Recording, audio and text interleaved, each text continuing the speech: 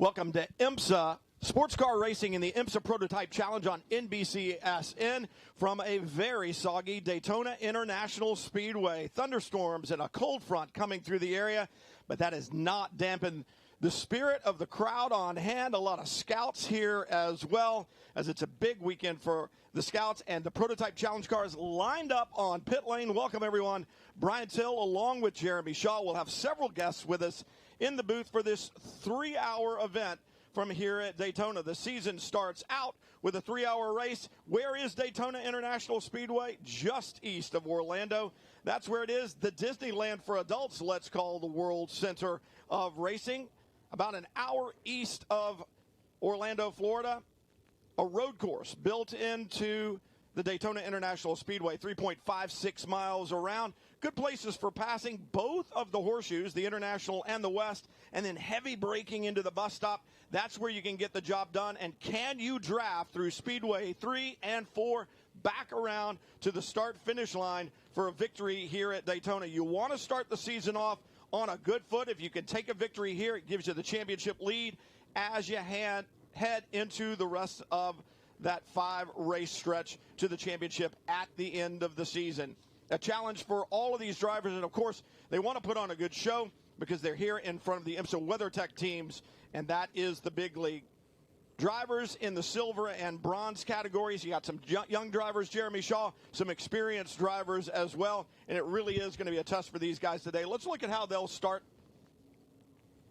There'll be 18 cars entered. Unfortunately, only 17 will start the race. Number 10 car of Joe Robillard and Stephen McAleer, they had some fuel system problems that manifested themselves yesterday evening and in qualifying this morning. That car will not start the race. A huge blow to their championship aspirations. So, starting at the back in the 17th position, car number 86 for One Motorsports is Dave House. On the 8th row of the grid is Greg Palmer in car number 3 for Junior 3 Racing, and alongside him Steve Scullen III in car number 46 for CT Motorsports. Row 7 is car number 61 for Conquest GRS Racing, that's Danny Cook, and Jim Cox in car number 35, the Riley Motorsports entry. Row 6 of the grid is Bruce Hamilton III for Wolver Racing, car number 60, and Joel Janko in a 47 Motorsports, car number 47. Car number 23, the Gilbert Quarter of Motorsports entry for John Brownson. Alongside him is Dean Baker in the number 54 for MLT Motorsports. Row 4, Stephen Thomas making his professional racing debut this weekend and doing very well to qualify the car number 11 for K2R Motorsports in the 8th position. Alongside him is Dan Goldberg in car number 6, that's Performance Tech Motorsports. The two Sean Creech Motorsports entries will start together on row 3. Number 30 is Naj Hussain. Alongside him is Lance Wilsey in car number 33. In the 4th position on the grid, David Grant for 47 Motorsports. In car number 40, alongside him, Cameron Castles in car number 75 for Performance Tech Motorsports. That's the top-placed Ligier chassis on the grid. On the front row, it's all Norma M30 for Nielsen Racing, a European team making its North American debut. In car number 17, an excellent qualifying effort for Rob Hoders, but on the pole position in car number 64 for K2R Motorsports, his first ever pole position, just his 6th professional race. That's Naveen Rao, who will start on the pole position. You talk about the different chassis, Jeremy. 3 different chassis represented in the field today. The Norma chassis, the Ligier, and then the Ave Riley. So 3 very different types of cars. They've got different aerodynamic signatures, different straight line, different mechanical grip signatures as well. And that mechanical grip today, I would think, would be at an absolute premium. You want to be able to get that Michelin grip of that rain tire to the ground, especially in the infield. The aerodynamics, well, they'll take care of some of that downforce of the grip on the high banks. But when you get to braking, when you get to the infield, you're going to want that mechanical grip. The aerodynamics also helping in the braking zones. But this is going to be a very, very treacherous 3.56 miles of asphalt here with the rain coming down. For Naveen Rao, not a lot of experience. You said it, and he's about to get baptized by fire or rain, I should say, because this is very different than last year. Last year we saw rain in qualifying and a dry race. This year, completely the opposite. Dry this morning for qualifying, and then some monsoons just a little while ago. A lot of standing water on the racetrack. Kind of slowed to a little bit of a drizzle, but still treacherous conditions. Yeah, very, very much so. And for Naveen Rao, I mean, like I say, this is just his 6th professional start. He didn't do the final race of last season at Michelin Raceway Road Atlanta, but he's back for a full campaign again this year in a 64 car. They've made the switch relatively late from a Ligier to a Norma. And in fact, they've only done a couple of days of testing in this car. Crucially, however, perhaps one of those days was in the wet, so he does have some wet weather driving experience. Lights still on the pace car as they come through the tri-oval and past the stand. It'll be interesting to see if the officials decide to go with a single file start here or a side-by-side start, but they're going to give the field another look at this racetrack because these drivers literally throughout the weekend have not seen it with the water on it yet. You want to take a bit of a reconnaissance lap, I would think, and try to determine where the puddles are, where those streams are. Think about this, water runs downhill. You get to the banking, and if in the heavy rain, that water is going to be coming down the banking at a pretty good clip. This frontal system coming through, there's going to be more rain coming through as well. So the drivers are just trying to get an idea of what they're going to have to work with. I would think the other thing they're going to try to do is get some temperature in the brakes. Hard to get temperature in the Michelin rain tires right now, but at least you got a reconnaissance lap so that you can figure out where things are. You notice that the clock has started, so the race officially has started now. So we'll start this race under yellow. It will be a single file start because effectively it's a restart when the officials decide to get this going.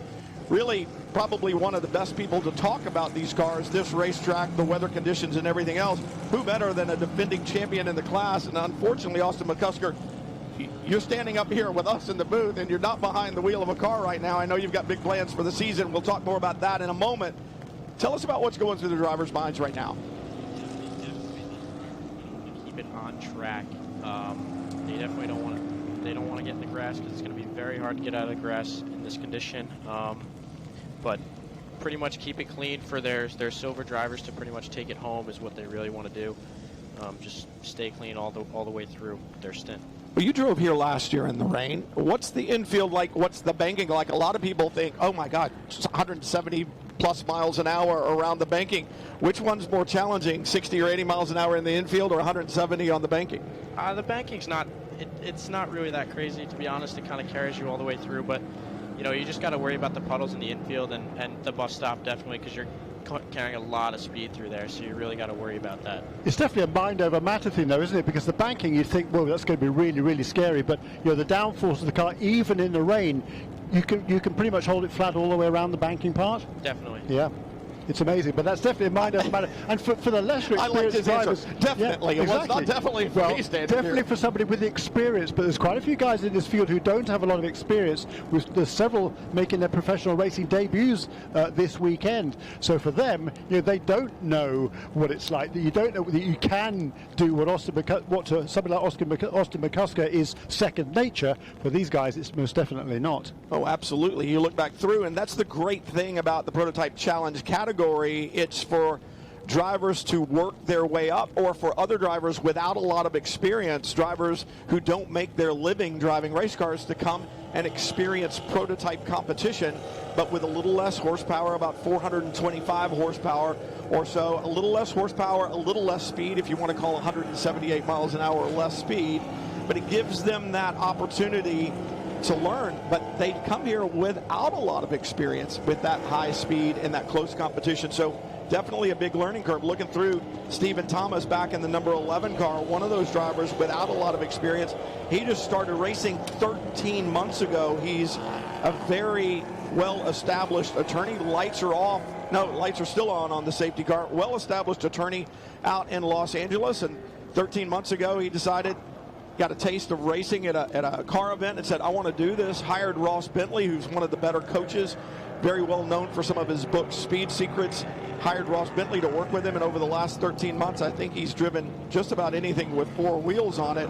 Ross has him working very hard, but think about this. 13 months after you step in a car the first time on a racetrack, you're at Daytona International Speedway behind the wheel of a prototype. Austin, I mean, that's a big jump. It's definitely a big jump. I mean, to be 13 months, you jump right into one of these LMP3 prototypes. It's kind of crazy. How long did you drive before you got to prototype? I drove cars for probably 3 to 4 years before I jumped into the prototype. And before that, were you in karting? I was in karting since I was 7 years old. So. Yeah, exactly.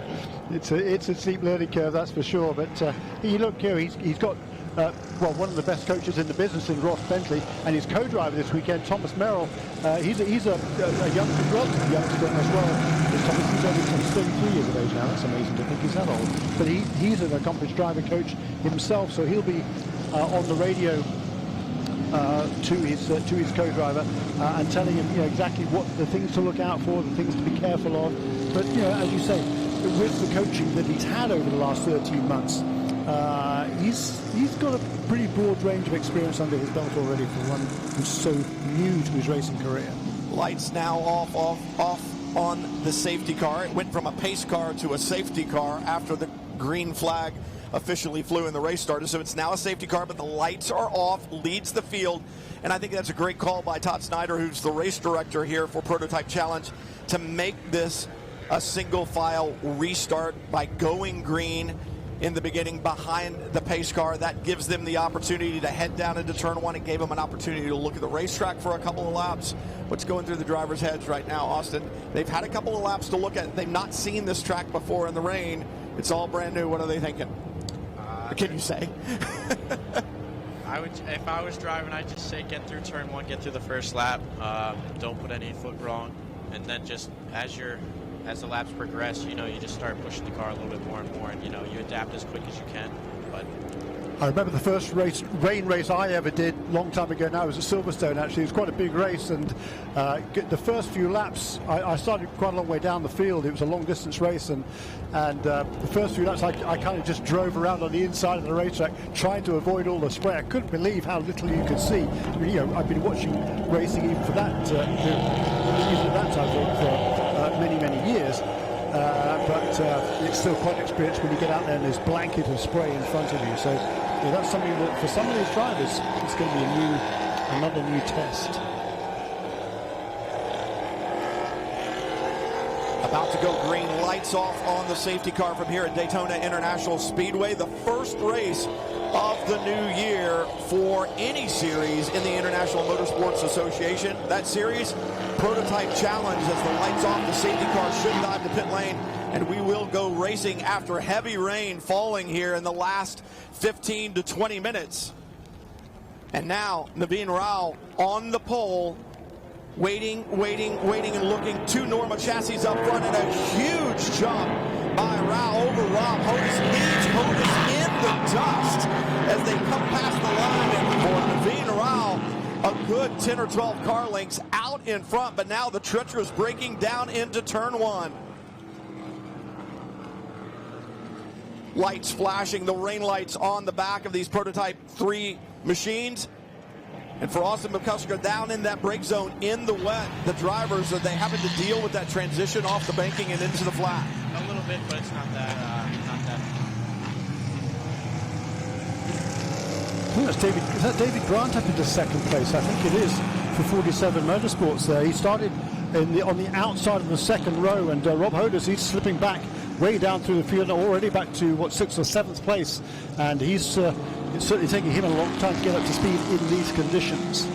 Now it'll be interesting because on an original start, you're not allowed to pass before the start-finish line. Grant certainly did that, but this was not the original start, so this should be considered a restart. His move, I would think, would be then legitimate. It seems legitimate to me. I mean, we'll see what race control says about it, but hopefully that, like you said, it was actually considered a restart, so we'll see how that pans out. David Grant, his brother Keith, sharing that 40, a Norma chassis. They ran in the Ligier the last couple of years, so this is a different chassis for them. It's a different field. Talking to them earlier, it's a completely different aerodynamic signature in the Norma chassis. It's something they've got to get used to. They've had a couple of spins, a little whoopsie here and there throughout the weekend, but no problem at all for David Grant there. As you look at the start, Naveen Rao just blasting away from everybody at the start across the line, and there's the move by Grant down into the inside across the line as green flag waves. I'm impressed right now with the field, Austin, in that, and I shouldn't say this, I need to find some wood to knock on here. It seems to be pretty clean under what are definitely treacherous conditions, but what a run by Naveen Rao. Yeah, he had a great start. I mean, it definitely seemed like he went a little early, but he's got a gap on the field, which is great for him, and it seems like they're battling for second and third right now. Yeah, second and third and fourth really close as they come up to the trioval this time. This is David Grant in the second position, and right behind him is Cameron Castles in third position, and Lance Wilsey is right there as well in that red, white and blue, or white, red and blue Sean Creech Motorsports Ligier. And you look at Cameron Castles, here's a guy who, once again, does not make his living driving race cars, but you would think he did with the number of cars that he drove last year in that blue with the yellow highlights, the number 75, the Ligier chassis. He ran in the Lamborghini Super Trofeo North America, which is an IMSA series. He ran in the IMSA WeatherTech LMP2 category, actually won in the class at Sebring. He's driven all kinds of sports cars, and a problem for the 35. That is Jim Cox in the Ave Riley chassis that we talked about, the only one in the field. No harm, no foul. He's back underway, but we were talking about Cameron Castles and the great job that he's doing. He is just determined to immerse himself in motorsports and get as much education as he can. And I think that education across a broad spectrum of cars has really suited him well, and it's taken him from being a pretty good race car driver to a good racer. And there's a difference. There are guys who are quick in race cars, but that doesn't necessarily mean that they're a good race car driver. Yeah, I mean, there's a total difference between putting a fast lap down and then, racing well. So Cameron's definitely exceeded that over the past couple of years with the amount of series, amount of driving he's done. Yeah, you're absolutely right, Austin. He's driven all sorts of different cars, and I think that for me, in many ways, there was a real breakthrough made by Cameron in the WETA actually at VIR, not last year, but the year before, I think it was.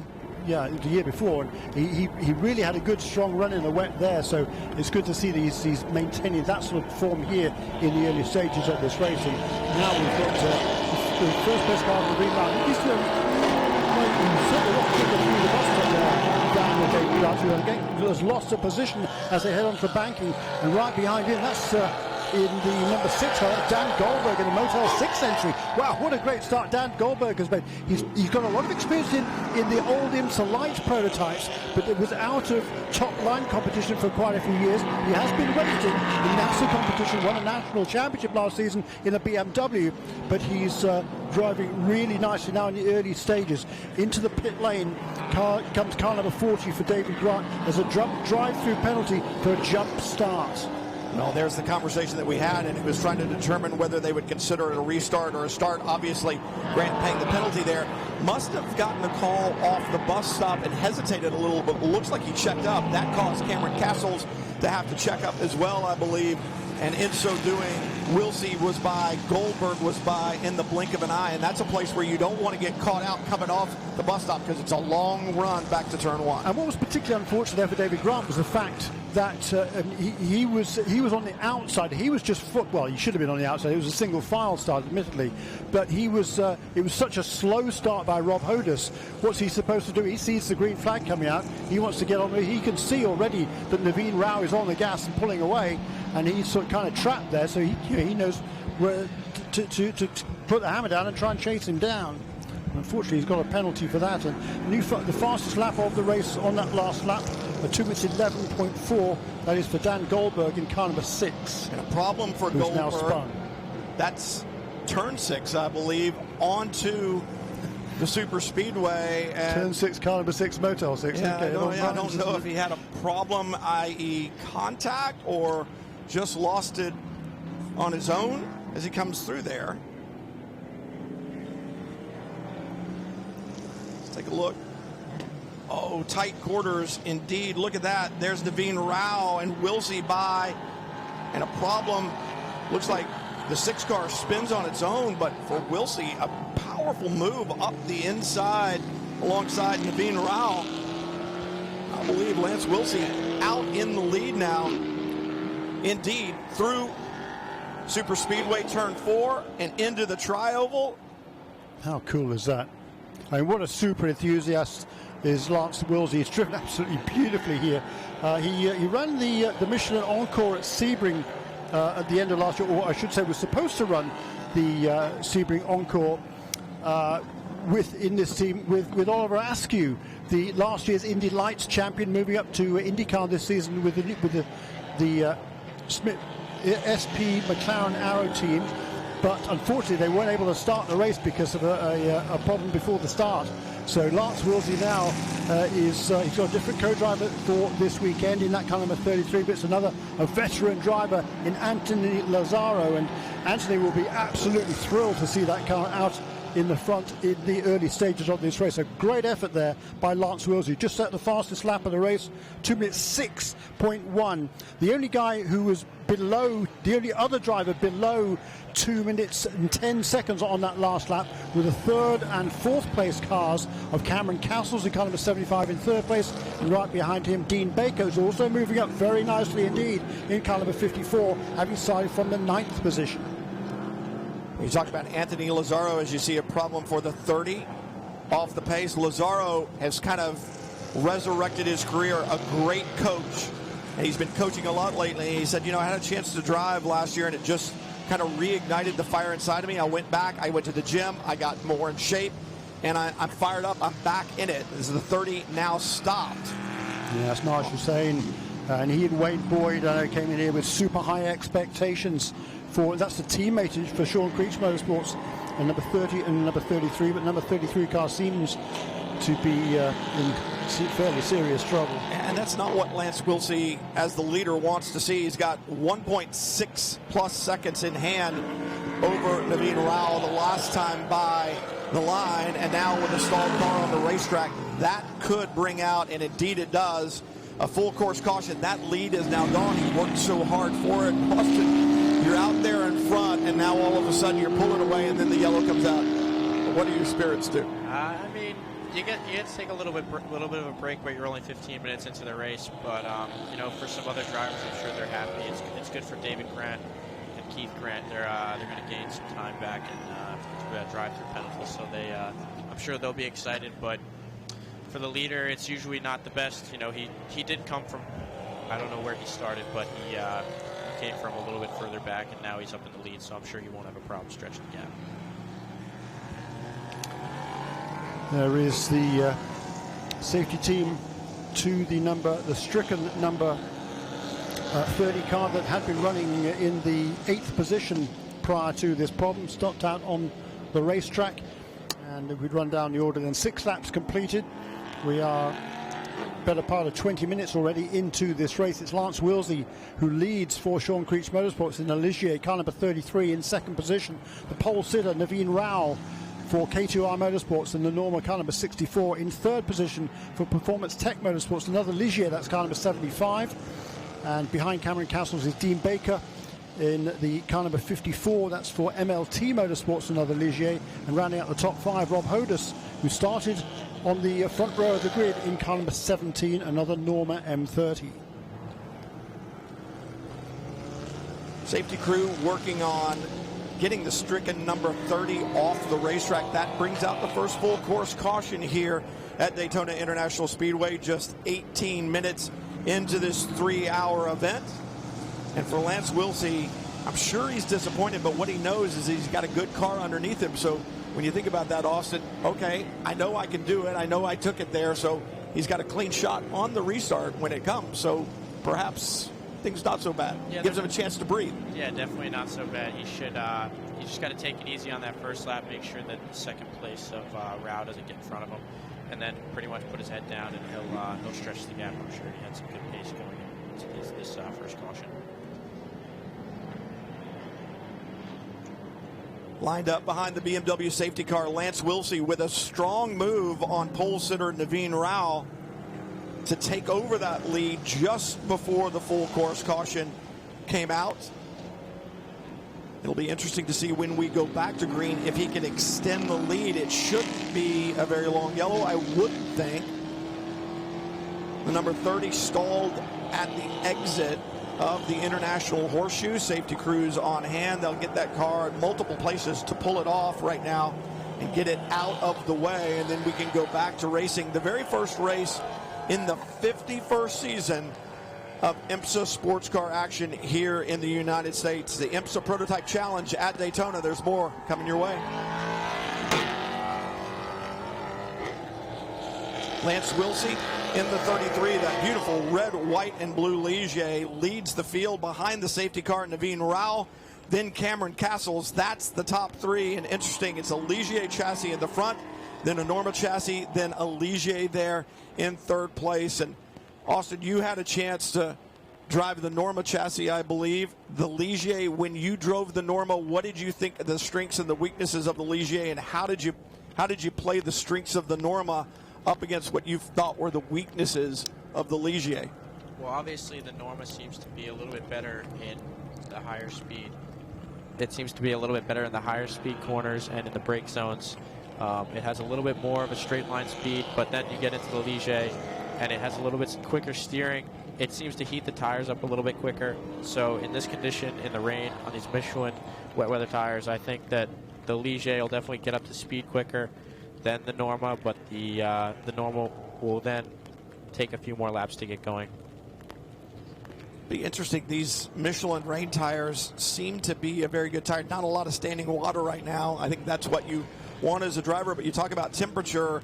I think maybe for some of the fans that are standing down in the infield and the fans that are watching, whether that's through the internet or at home, temperature isn't something that they're used to talking about in tires, but it really, on a rain tire, it's critical, is it not? Yeah, it's very critical. I mean, you don't want to overheat them, and then you don't want to make sure they're not cool enough as well. So you definitely want to make sure you have the heat, the tire, and the right tire pressure and everything there. There's the 40 car. David Grant behind the wheel. That drive-through penalty for the jump start, he's back up to 10th, and obviously this full course caution will help David move that car back towards the front. Yeah. And here's a look at the initial start, and the thing that's kind of somewhat interesting to me is that I almost considered this a restart since the start had happened, and per the rules that I just looked at in the rule book, you're allowed to pass once it goes green. So perhaps David Grant had pulled out a line before the green flag waved. Look, I mean, I think he probably thought that the second place car had a problem because he could see Naveen Rao driving away, and the number 17 car that was second in line just didn't accelerate at all. The flag has to wave to signify, and perhaps it was the move before the flag. Well, I don't think he went before the flag. I think he went before the start-finish line, because that's the critical thing at the start of the race. Is not the start-finish line. But that's okay on a restart. Which this wasn't. This was the start of the, so that's the argument I'm sure people are going to have. Well, but the bigger argument, though, is the fact that the number 17 car just didn't accelerate at all once the green came out. You and I could sit here and talk about it all day long. What would the driver... But he'd be out front. He'd be the guy pulling away out front. He is, by the way, the qualifying lap record holder here at Daytona International Speedway. That is Austin McCusker. All right, Austin. From 2 years ago, so you're right? sitting there in fourth. You just saw it. It's kind of hard to say because Rao really got a good start. You would think that the second place guy had a problem, and I mean, I would have thought about going around. I would have think that it would have been fine to go around him, but I guess not, obviously, according to race control. So, that's how I would have thought about it. Always better to ask forgiveness than permission. It doesn't seem that asking for forgiveness this time worked. Yeah, no. But the good thing for David is 3-hour race, still 2 hours and 37 minutes to go. The full course caution comes out, brings him right back to the field. He's got a good car underneath him, it looked like, in those first couple of laps. So all is not lost by any stretch of the imagination. I remember last year when cars elected not to qualify in the rain and started at the back and worked their way to the front. It's a 3-hour race. You got plenty of time. Yeah, you got plenty of time, and he's just got to keep his nose clean, make the right passes at the right time, and chip his way through, and more pit stops. Hopefully pick up a couple spots there, and then go from there. We'll see what Lance Wilsey is able to do when we go back to racing from here at Daytona International Speedway. Round one of the 2020 IMSA Prototype Challenge Series, and round one for any IMSA series in 2020.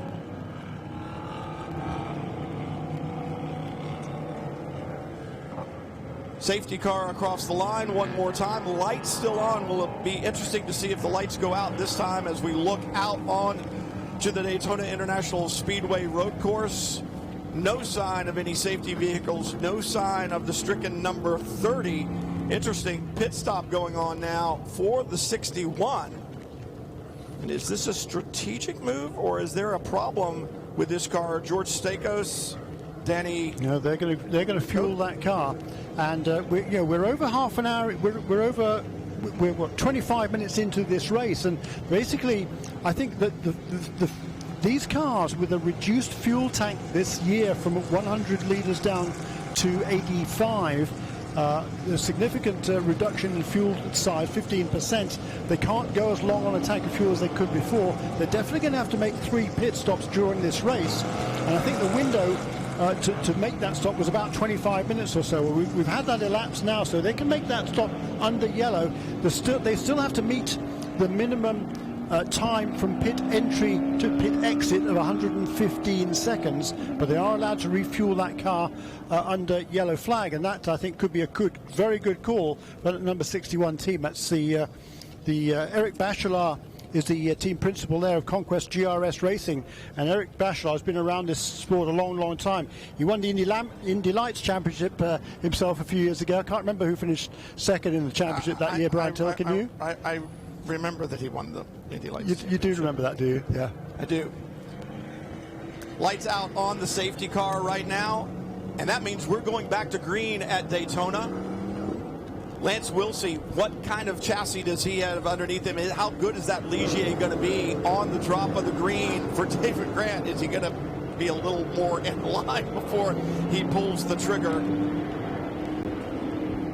We'll have to wait and see. And for Naveen Rao, who got a little loose, I think, into turn 6, checked up, maybe lost the car a little bit because he had a substantial lead heading into turn 6. And then Wilsey just pounced and got the inside line, got the lead in that move. What's Naveen going to do? He knows he's got a good driver to hand the 64 over to in his co-driver. So what's he going to do? Is he going to think, hey, I just got to keep this car. I'll keep it here in second place for Matt Bell. We know Matt Bell, a very talented race car driver. So right now you're thinking the teammate side of things is really important, isn't it, Austin, in this thing? You're thinking, hey, I've got a car. I've got to be able to give it to my teammate so he can go. Yeah, definitely. I mean, this is more of a Pro-Am series. You know, you have the gentleman drivers starting the race, and you want to be able to give your car clean to your pro driver, and that's what I think you should do. That's exactly right, and that's one of the things that's changed for this season. Last year, there's 4 categories of driver in the international scale, from platinum, gold, silver, and bronze. Only silver and bronze drivers are allowed to race in this championship. Last year, though, you could run 2 silvers, which is what Austin McCusker alongside now did last year with a fellow silver, Rodrigo Fluker. But for this year, there has to be at least 1 bronze driver in each of the cars. So those change the dynamic slightly, and as Brian was saying earlier on, it is the bronze-rated driver who has to start the race and qualify the car. The safety car is in. And that means every driver in the car right now is a bronze, and Lance Wilsey, the bronze driver, leads the field past the green, and off we go. David Grant with another big jump at the start, picks up several positions. Wilsey holding on to the lead down into turn 1, but some good side-by-side action. I think Rob Hodes, Stephen Thomas, side-by-side across the line.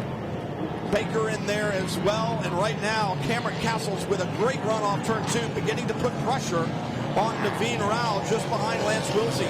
Castles in the blue and yellow 75, and joining him the 54, Dean Baker, really all over the back of Cameron Castles as they head down towards the King. Yeah, exciting stuff, and we saw that number 61 car make a pit stop.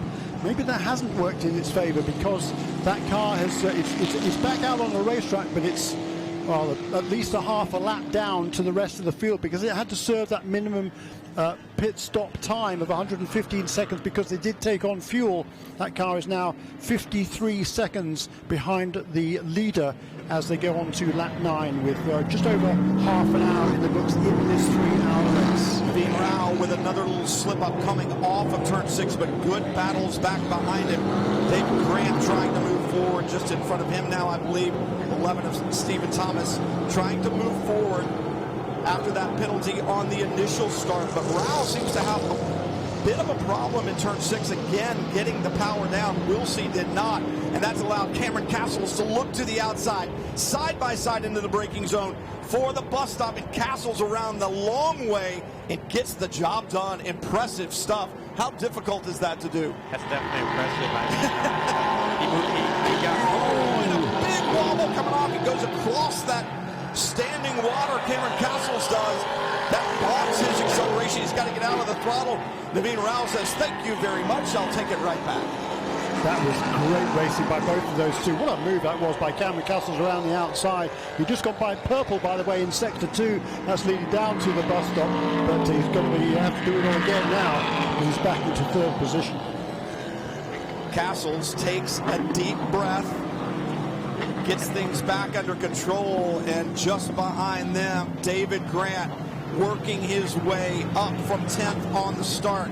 He's gotten past the 17 of Rom Hodis. He's gotten past the 6 of Dan Goldberg, and he's moving forward. Another full course caution would help him immensely catch up, but he's got a good car underneath him right now, that Norma chassis, and he's putting it to good use as he's moving his way forward. I think he's been able to mentally put that mistake behind him and just focus forward, and that is where he is headed right now. The next car in line for Grant is Dean Baker in the 54, well up the road. Look at this battle, the 17 of Hodis and the 6 of Dan Goldberg, moving back up through the field again after that spin at turn 6 a little while ago. So he's now having dropped as low as he actually dropped as low as 13th position. He was 12th at the restart, and now with that lead past number 17 gun, that's back inside the top 6 for Dan Goldberg from South Florida.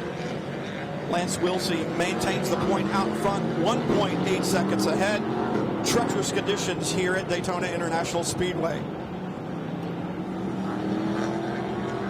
Good battles all the way around Daytona International Speedway. Round 1 of the 2020 IMSA Prototype Challenge Series. Lance Wilsey out in front. Naveen Rao and Cameron Castles have been having a great go of it. But Castles, with that little slip up, literally and figuratively out. Second place back to Rao, and it's really allowed Dean Baker in the 54 to close back up on the rear wing of Castles. A good battle going on here now for 3rd and 4th. Yeah, that's right. And David Grant moving up the front behind those two as well. A little bit of a gap back to David, who did serve that drive-through penalty after jumping the start, being held up for jumping the start. But at the front of the field now, Lance Wilsey, he's being closed down by Naveen Rao, who's clearly now coming more comfortable in these conditions. A couple of things to think about. Rain, you're going to get better fuel mileage, but fuel mileage can be an issue. When you drove last year, Austin, 100 liters in the fuel cell. Teams running well beyond an hour 15 minutes at some point in time. Now, Daytona will use fuel because you're at full throttle for a lot of the time, but the rain brings fuel savings, does it not? And this year you need that. You've got an 85-liter fuel cell. They took 15% of the fuel away, and that means the stints are going to be a lot shorter as far as fuel goes. Yeah, definitely. And there's a lot of caution period. It took a while to get the race to start, and then that first caution period, it saved a lot of fuel. I heard a couple of teams talking about having to do maybe a 4th stop, a quick splash, but I think that that eliminates that now. I think they're going to be down to 3 stops. Lance Wilsey, his lead, 1.8 seconds at the line the last lap, but this last time by, down to just 0.6 of a second. So Wilsey must have had some type of a problem, maybe a little slip up like we saw Cameron Castles. The racetrack changing right now, literally every lap. And that's allowed that trio, Naveen Rao, Cameron Castles, Dean Baker, to close back up. As I said, just 0.6 of a second at the line the last time by. When you make those little mistakes, how difficult is it to put it behind you? Because it literally is behind you. You need to leave it back there, do you not? Yeah, definitely. You gotta put it behind you. You gotta focus forward. That's what you gotta do. But I think the Norma takes a little bit longer to get to, like you said, maybe these cars will start. Yeah, and as you say, Brian, the conditions definitely changing. I think it's stopped raining right now. The track is still pretty wet out there, but you can see that I think it's drying out just a little bit, and there's a lot of blue sector times, even some purple sector times. Blue being personal improvements for each of the cars, purple being fastest overall. Lance Wilsey, he was purple in sector 1 on this lap. Cameron Castles was purple in sector 2 on this lap, and in sector 3 as well. Cameron Castles here trying to make a move on the... It's the 64. He's made it through, hasn't he? That was your pole sitter, and once again, a strong move by Cameron Castles under braking in that Ligier chassis. And defending champion Austin McCusker with us here in the booth, Brian Till and Jeremy Shaw. That, you said, was one of the strengths of that Ligier chassis. It brakes very well. It's got a good aerodynamic signature as far as downforce go.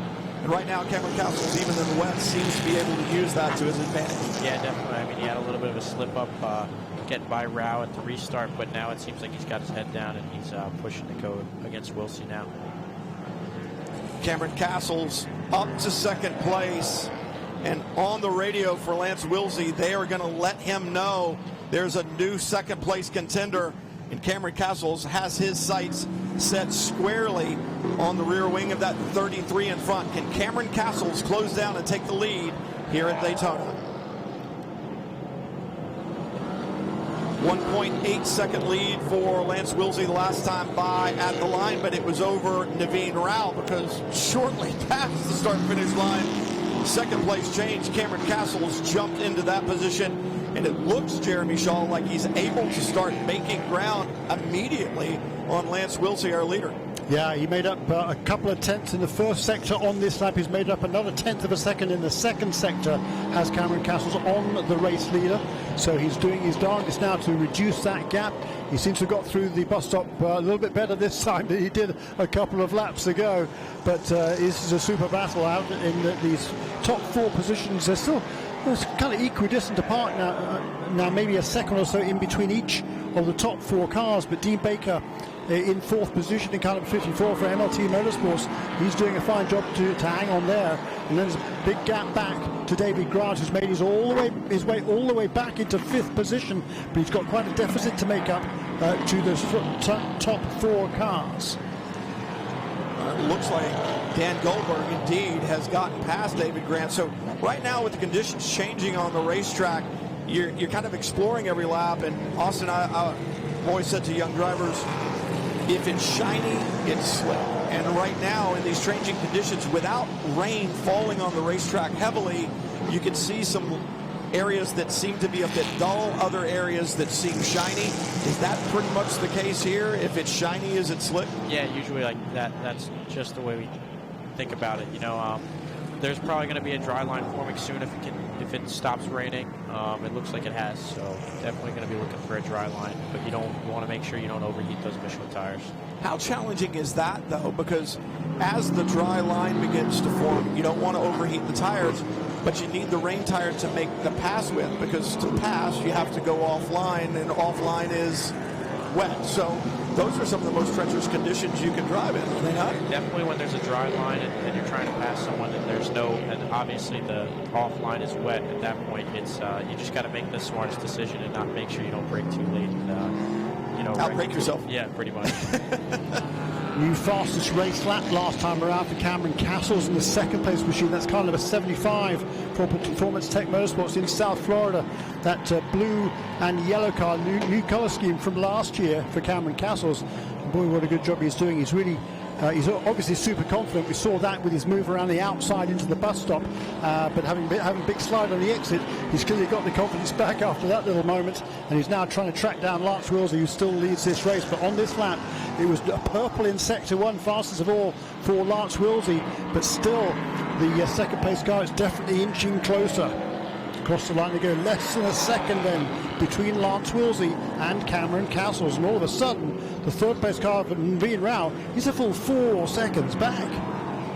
Cameron Castles carving away at the lead that Lance Wilsey has. And if you're from the north and you're watching this, we were talking about if it's shiny, it's slick, it's like walking outside on a freezing day and you see those little glossy patches, you know that's black ice, and that's what this racetrack is like right now. These drivers trying to conserve that soft Michelin rain tire and trying to avoid the slick areas. You want to try to find a puddle every now and then to get the temperatures down to help cool them, but at the same point in time, you're trying to keep your competition off your rear wing, and that's exactly what Lance Wilsey in that beautiful red, white, and blue 33 is trying to do. But Cameron Castles has closed the lead to within a second, and it's that ebb and flow, that battle. You're like tiptoeing on that black ice to take the garbage out. And right now, Lance Wilsey wants to get to the curb first and get back to the house because he wants to maintain that lead, but it is a very, very delicate balance out front. It is, and a new fastest lap again for Cameron Castles in second position. A 2 minutes 1 now, 0.502, 2 minutes 0.1 in wet conditions. That's pretty darn good. Also, let me ask you this. I've heard drivers say, yeah, I like to run in the rain, but I don't want to lead in the rain. We still have 2 hours and 20 minutes to go. Are you content to run second place and let the leader go find the dangerous spots so you can play off of him? Or do you want the lead? Do you want to be out there in front every moment that you can? I like to lead as much as possible, you know. Greedy, aren't you? Yeah, but maybe sometimes in qualifying or practice, you kind of want to be the last guy on track because that's when it's going to be the driest. But in a race condition, you want to lead as much as possible and go from there. How bad's the spray? I watched the cars through the tri-oval right now as Wilsey comes past the line once again, and you can see that definitive spray. It's not as bad as it was before, but the visibility in these cars, a lot of people would think, well, you're not an open wheel car, so at least you can see, but you got a windscreen in front of you. Yeah. Definitely, we have a windshield wiper, but it doesn't seem to work that well usually, so you got to make sure you have a lot of Rain-X on there and a lot of everything so it slicks off the windshield. What about the fog from the inside? So I think most of these cars have an actual heated windshield, so you don't have to worry about that. So that's the biggest part. You know, if you don't have that, you could definitely have a big fog in the windshield. That would not be good. Right now, Cameron Castle's lost a half a second. We talked about the give and take here at Daytona International Speedway in IMSA Prototype Challenge. Well, there was that little loss. Either Lance Wilsey had a good run off of a corner or Cameron Castle's tried something that didn't work. And just that quickly, a half a second is gone. And you think, well, it's a half a second. It's not really that much. But a half a second is probably 40, 50 feet down the racetrack at these speeds. And that's the difference, to be close enough at the end to perhaps having a draft get you by to the start-finish line. But we've got a long way to go. 2 3-hour races in the 2020 IMSA Prototype Challenge Series. A 3-hour race here at Daytona International Speedway and a second one at Canadian Tire Motorsport Park later in the season. The rest of the race is an hour and 45. And from a driver's perspective, does that change your outlook on a race, or do you just focus and do your job, which is go as fast as you can and don't hit anything? Definitely go as fast as you can and don't hit anything. But this strategy comes into play a little bit more in the 3-hour races, and like you said, with the lower fuel loads, it'll come into play a lot more. Some super battles all the way through this field, and there's a long way to go, obviously, in this race, and there's plenty to watch out there as well on the racetrack. But a great lap here for Lance Wilsey. He's been able to extend his lead over Cameron Castles. It wasn't the fastest lap on the racetrack last time around for Lance Wilsey, but it was another 1 minute 2.2. He's turned very consistent laps each of the last 3 times around. But Cameron Castles has been fast, but he's been inconsistent. I was wondering when we were going to start seeing pit stops, because we've gotten to 2 hours and 18 minutes to go, which means we're past the 40-minute mark. That's the minimum drive time for these drivers, and we're beginning to see pit stops unfold. Part of that strategy to get that bronze driver out in these very treacherous conditions, get your silver driver in, give them the opportunity to perhaps make some hay. If you've lost a little bit of ground, you see the 17 sitting there. Rob Hodis will be climbing out of the 17. That Norma chassis he'll hand over to Garrett Grist, a very talented race car driver from Ontario, Canada. Only 24 years of age, and Grist not only doing work here in the IMSA Prototype Challenge category, but also spent a lot of time in the European Le Mans Series. Third in 2018 over in the European Le Mans Series, so has a lot of experience around the world, most importantly in these LMP3 machines. A problem for the 11, Stephen Thomas. We talked about not a lot of experience. The driver only been driving for 13 months, but I think he's done an exemplary job here in some very difficult conditions in this first 43 minutes of competition here at Daytona. I completely agree with you, Brian. He's running in the 8th position there and holding off some drivers with a lot of experience behind him. He looks like he's made a mistake there, but he's able to, I think, to get it going again, so that's certainly good news. That number 46 car as well was the first car onto pit lane.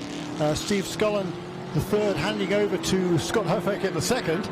So I think it'll be Scott driving that car now. And this was the first professional race for Steve Scullin, but he's done a lot of racing in his youth and some historic racing, but this is his first professional outing. And Scott Hofecker, well, he's definitely a young, very, very talented youngster. We'll see what he can do at the wheel of that car number 46. Well, we talk about the different drivers in the FIA, which IMSA runs under FIA international rules. drivers are listed as either platinum, and those are the factory drivers. Gold drivers, drivers who have won championships. They make their living driving race cars.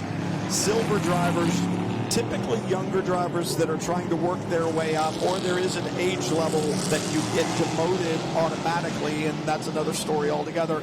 And then the bronze drivers, guys that do not make their living driving race cars, but come and run. Austin, you and Rodrigo won this championship under different rules. It's 2 silver drivers in the car. As a silver driver, when you're out there now, I mean, obviously you're going to be out there with a lot of other silvers, but as the series runs through different racetracks throughout the year, you're going to find yourself mixed up, and it's a different dynamic because you're driving with a driver with different experience level. Does that change the mindset of a young silver guy like you if the rules change like that? Sometimes when you're out there with some bronze drivers, you just got to be aware of your surroundings sometimes. You know, as a young driver, you're hungry and you want to get past them as much as possible, but you got to play the patience into the game, and that's what you have to. That's what I usually have to think about when I'm trying to pass a bronze driver. Just think about it like that. Well, it's not about this corner right now, is it? It's about the end of the race, and you got to get there. I oftentimes talk to young drivers, and you talk to them, and you say, okay, well, that's what you were going to do here, but what were you going to do at the next corner once that happened? Because maybe you didn't really want to be in that position, you know? So it is, you've said, I think multiple times today, something about thinking. It really is a thinking person's game, isn't it? Yeah, it's not a sprint race, so you got 3 hours to do it all, and, you know, it's not going to hurt you, you know, if you wait a lap or a couple of corners to get by another driver, and, you know, it's like we said, it's an endurance race, so you got to think about the long term. I think the interesting thing, too, Lance Wilsey, Cameron Castles now has slipped back to just over 2 seconds behind Wilsey. So it seems like either Wilsey has some better legs underneath him right now, or Cameron Castles perhaps has burned those Michelin tires off trying to chase down Wilsey out in front. And a problem down on pit lane. We saw the Ave Riley machine in, and the right front wheel has departed that car and is now on the grass down on the infield. Here's a look at Naveen Rao sliding off of one of the hairpins. Shows you just how tricky it is out on the racetrack right now. The 54 Dean Baker, the car in trail and into the West Horseshoe, I believe, and just a little bit of slide. Baker looks up to the inside, and now the run down to turn 6. This is where that slide for Rao happens, and Baker looks up the inside, and now it's just a matter of who can get that 425 horsepower to the ground and get onto the super speedway. That was close. Yeah, very close. Yeah, it is, and good driving, I think, by both of them to get away with it. But the key to Lance Wilsey at the moment over Cameron Castles is his consistency. Lance Wilsey, again, another personal best lap last time around, 2 minutes 1.341. He pulled out a couple of tenths over Cameron Castles. He's certainly capable of going quicker and has, for much of the race, had the fastest lap race, or 3 of the last 5 laps he had set a new fastest lap of the race. But this last time around, it was David Grant in kind of a 40 in the 5th position who set the new best time in this race, 2 minutes 0.335. That's almost exactly 1 second quicker than Lance Wilsey in the lead of this race for Sean Creeks Motorsports. So Lance goes across the line one more time, again slightly quicker, 1 minute 2 minutes 1.02 for Lance. There's super consistency by Lance. Look, he's no spring chicken out there. He's 58 years of age, but he's got a huge amount of experience, and all of his experience is being put to good use right now. Naveen Rao, the pole sitter, now on pit road, and was wondering how long these leaders were going to stay out. And you think that Lance Wilsey and Cameron Castles are turning good laps right now, so run them to the end of the fuel load. Run them as long as you can. If they're making good time on the racetrack, why not leave them out? It'll be interesting to see. Speaking of leaving cars out, I wonder if the officials are just letting this pit stop sequence take place because they know that cars are going to be needing to pit right now, because I'm looking at the wheel and tire sitting down on the grass berm just on the way into turn 2. That came off the car of Jim Cox when he came in for a pit stop. The right front wheel departed, and it's sitting down there. That's a heavy assembly sitting very close to the racetrack, and You wonder if the officials won't elect to go get that at some point in time, and the only way to go get it, I would believe, would be to go full course caution. I don't think you want to send a worker out that close to the racetrack when cars are streaming by at 170 plus miles an hour. There that wheel sits. You can see it is in very close proximity to the racetrack. You dive down to driver's left in the braking zone there to turn 1, and it's a long way for somebody to sprint to go get it. You're young, Austin. Would you make that sprint? I don't know, maybe. I'd have to be very quick about it. Yeah, I figure when somebody that young and in that kind of shape says, I'd have to think about it, then certainly for you and me, Jeremy, we're not going to run out and get it. Probably not. There's another, and once again, Lance Willsey improves his time, 2 minutes, 0.3. This is super driving by Lance, and now by Cameron Castles, who went a little bit quicker himself, 2 minutes, 0.145. But we got the first sub-2 minute lap of the race set by Scott Huffaker in car number 46. He's way at the back of the pack. He's actually a lap down now in the 15th position in car number 46, having taken over from Steve Scullen. But Scott Huffaker, the fastest man on track at 159.763. So Lance Willsey there, that's again super consistency. His last few laps, 2 minutes 2.2, 2 minutes 2.1, 2 minutes 2.2, 2 minutes 1.6, then 1.3, 1.0 and 1.0. 2 minutes 0.3 this time around. Super consistency, and all three leaders there lapping with very almost identical times. Number 33 is going to lead about 1.6 seconds over number 75. Dean Baker in third place in car number 54 for MLT Motorsports. Both of those three drivers doing a nice job. There's a pit stop for the Gilbert Courthoff Motorsports car number 23. That car was started by John Brownson. It'll probably now be Anthony Simoni who will take over at the wheel of the number 23 car. Lance Willsey still leads here. The first driving stint for him here at Daytona International Speedway in round 1 of the 2020 IMSA Prototype Challenge Series. And he has been out for quite a while, closing in on 52 minutes now. And certainly the rain has helped that, because you can't use the throttle as aggressively as you normally would. But that's quite the stint, and if it stays in these conditions, teams are going to start looking at this. If he can get close to an hour, teams are going to start looking at this going, instead of potentially having to do an extra pit stop that they thought coming in here, maybe they'll be able to do it without that extra stop. So really, I think the engineers trying to look right now, and they may even be saying to some of these drivers, hey, save fuel, save fuel. Even in this first stint, you're trying to get a little further down the road. How difficult, though, is it, Austin, when an engineer tells you to save fuel, but, oh, by the way, I want you to maintain your speed?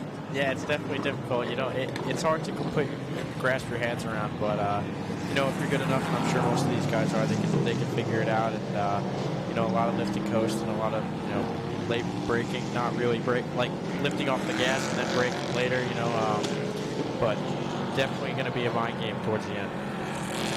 New fastest lap of races. This time it's Garrett Grist in car number 17, who's taken over from Rob Hodis. That was the front row starting car.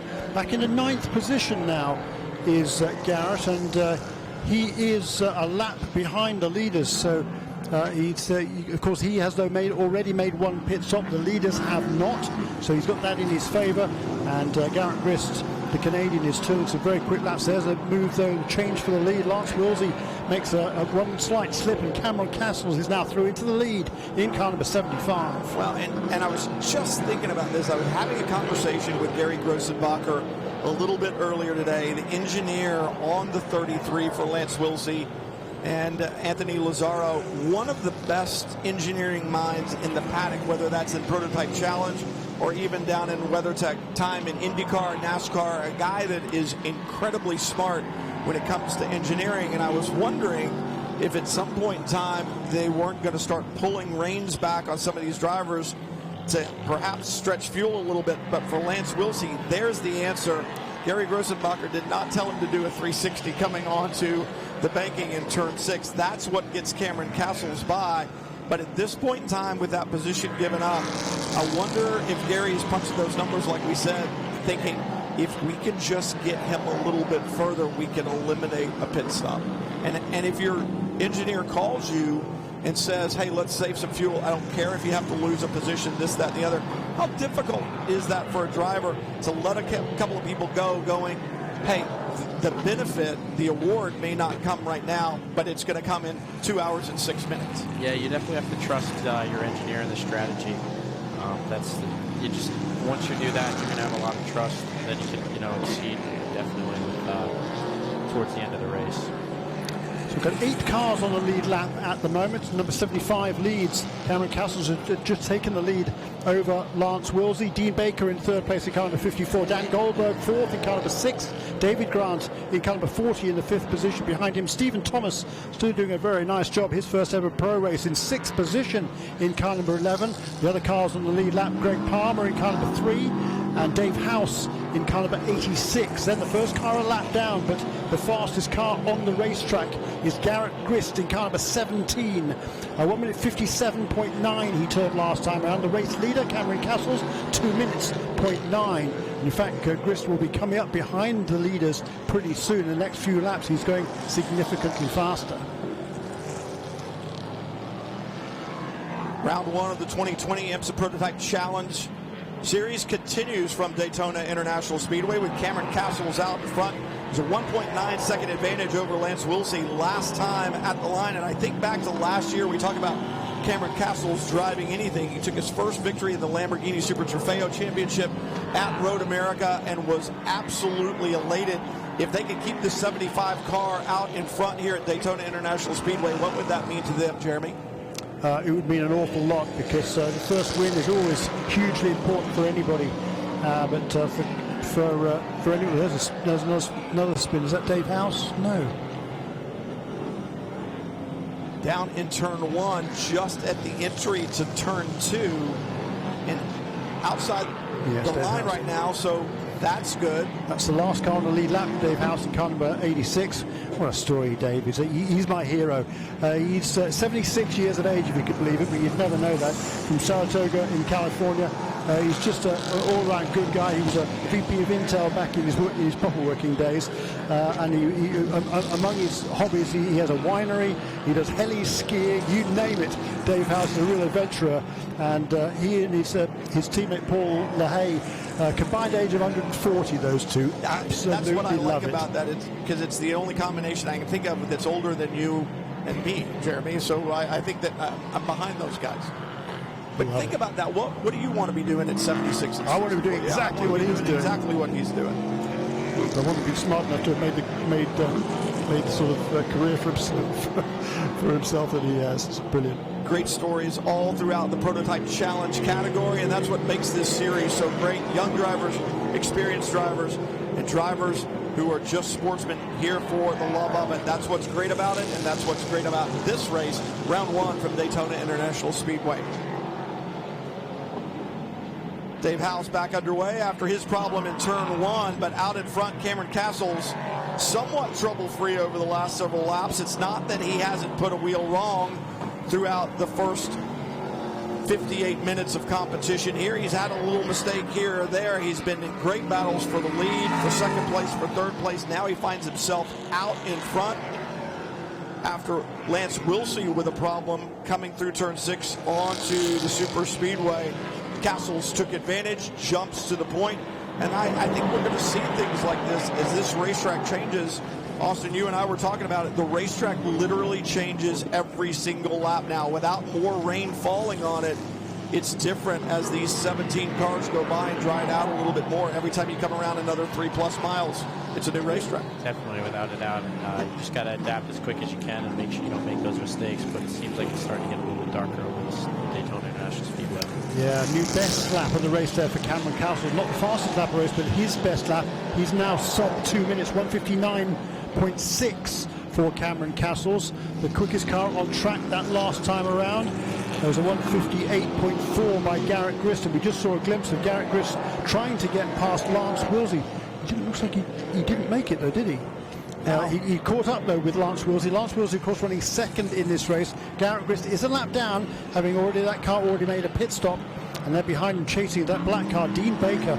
Another really, really good run for Dean. I think this is another time where it's difficult when the pit stops go through, and as a driver you look in the mirror and there's somebody right there who wasn't there before considerably quicker, and you really have to do that mental check, I would think, Austin, and just say, they just came out of the pits, they've got better tires, they've got more fuel, that's their hot shoe driver, but they're a lap down. It's all okay. Definitely, it's all okay. You got to kind of run your race and go from there, but if you're going to be racing them and towards the end of the race, you kind of want to make it difficult for them, not as easy, but you just got to run your race and make no mistakes. It's very different than sprint racing because you don't really have that ebb and flow quite as much as you do in these long races, especially at a long racetrack like this, especially back to your go-kart days when you didn't make pit stops and stuff like that. If there was somebody behind you, chances are it was because they were qualified behind you or they're coming up to pressure you, but this is a different ballgame. It's like you said, you've got to run your race, and one more time, there you go with thinking, right? Yep, endurance racing is thinking, a lot of strategy involved, so definitely not a sprint race. Lance Willsey, he's not going to let the Garrett Grist make a move on him. He's really upped his game as Lance now. 2 minutes point 3 was his best lap of the race so far in car number 33, running in the second position. He's 3.3 seconds behind Cameron Castles, who again turned that last time was a 2 minutes point 5 for our race leader Cameron Castles. But Garrett Grist is going to be getting a little bit frustrated here if he can't find a way past Lance Willsey. There's a mistake for the fourth place car. That's the third place car of Dean Baker. He's had a grassy excursion there, and he was running just a couple of seconds behind Lance Willsey. He was chasing that pair, Lance Willsey and Garrett Grist. The pair of them, Grist and Willsey, not on the same lap. Grist is a lap down, but it's a mistake there from Dean Baker. And that is David Grant is next in line in the fourth position, but he was 8 seconds back as they came across the start-finish line. Well, and for Dean Baker, when you talk about driver lineups, a problem for the 33, Willsey beginning to wonder if perhaps he's gotten the best out of those Michelin rain tires as he struggled the last couple of laps, getting power down, especially coming off of some of these corners. Be interesting to see if that drops him back. Dean Baker was 6 seconds behind him, but that may have been more than a 6-second mistake.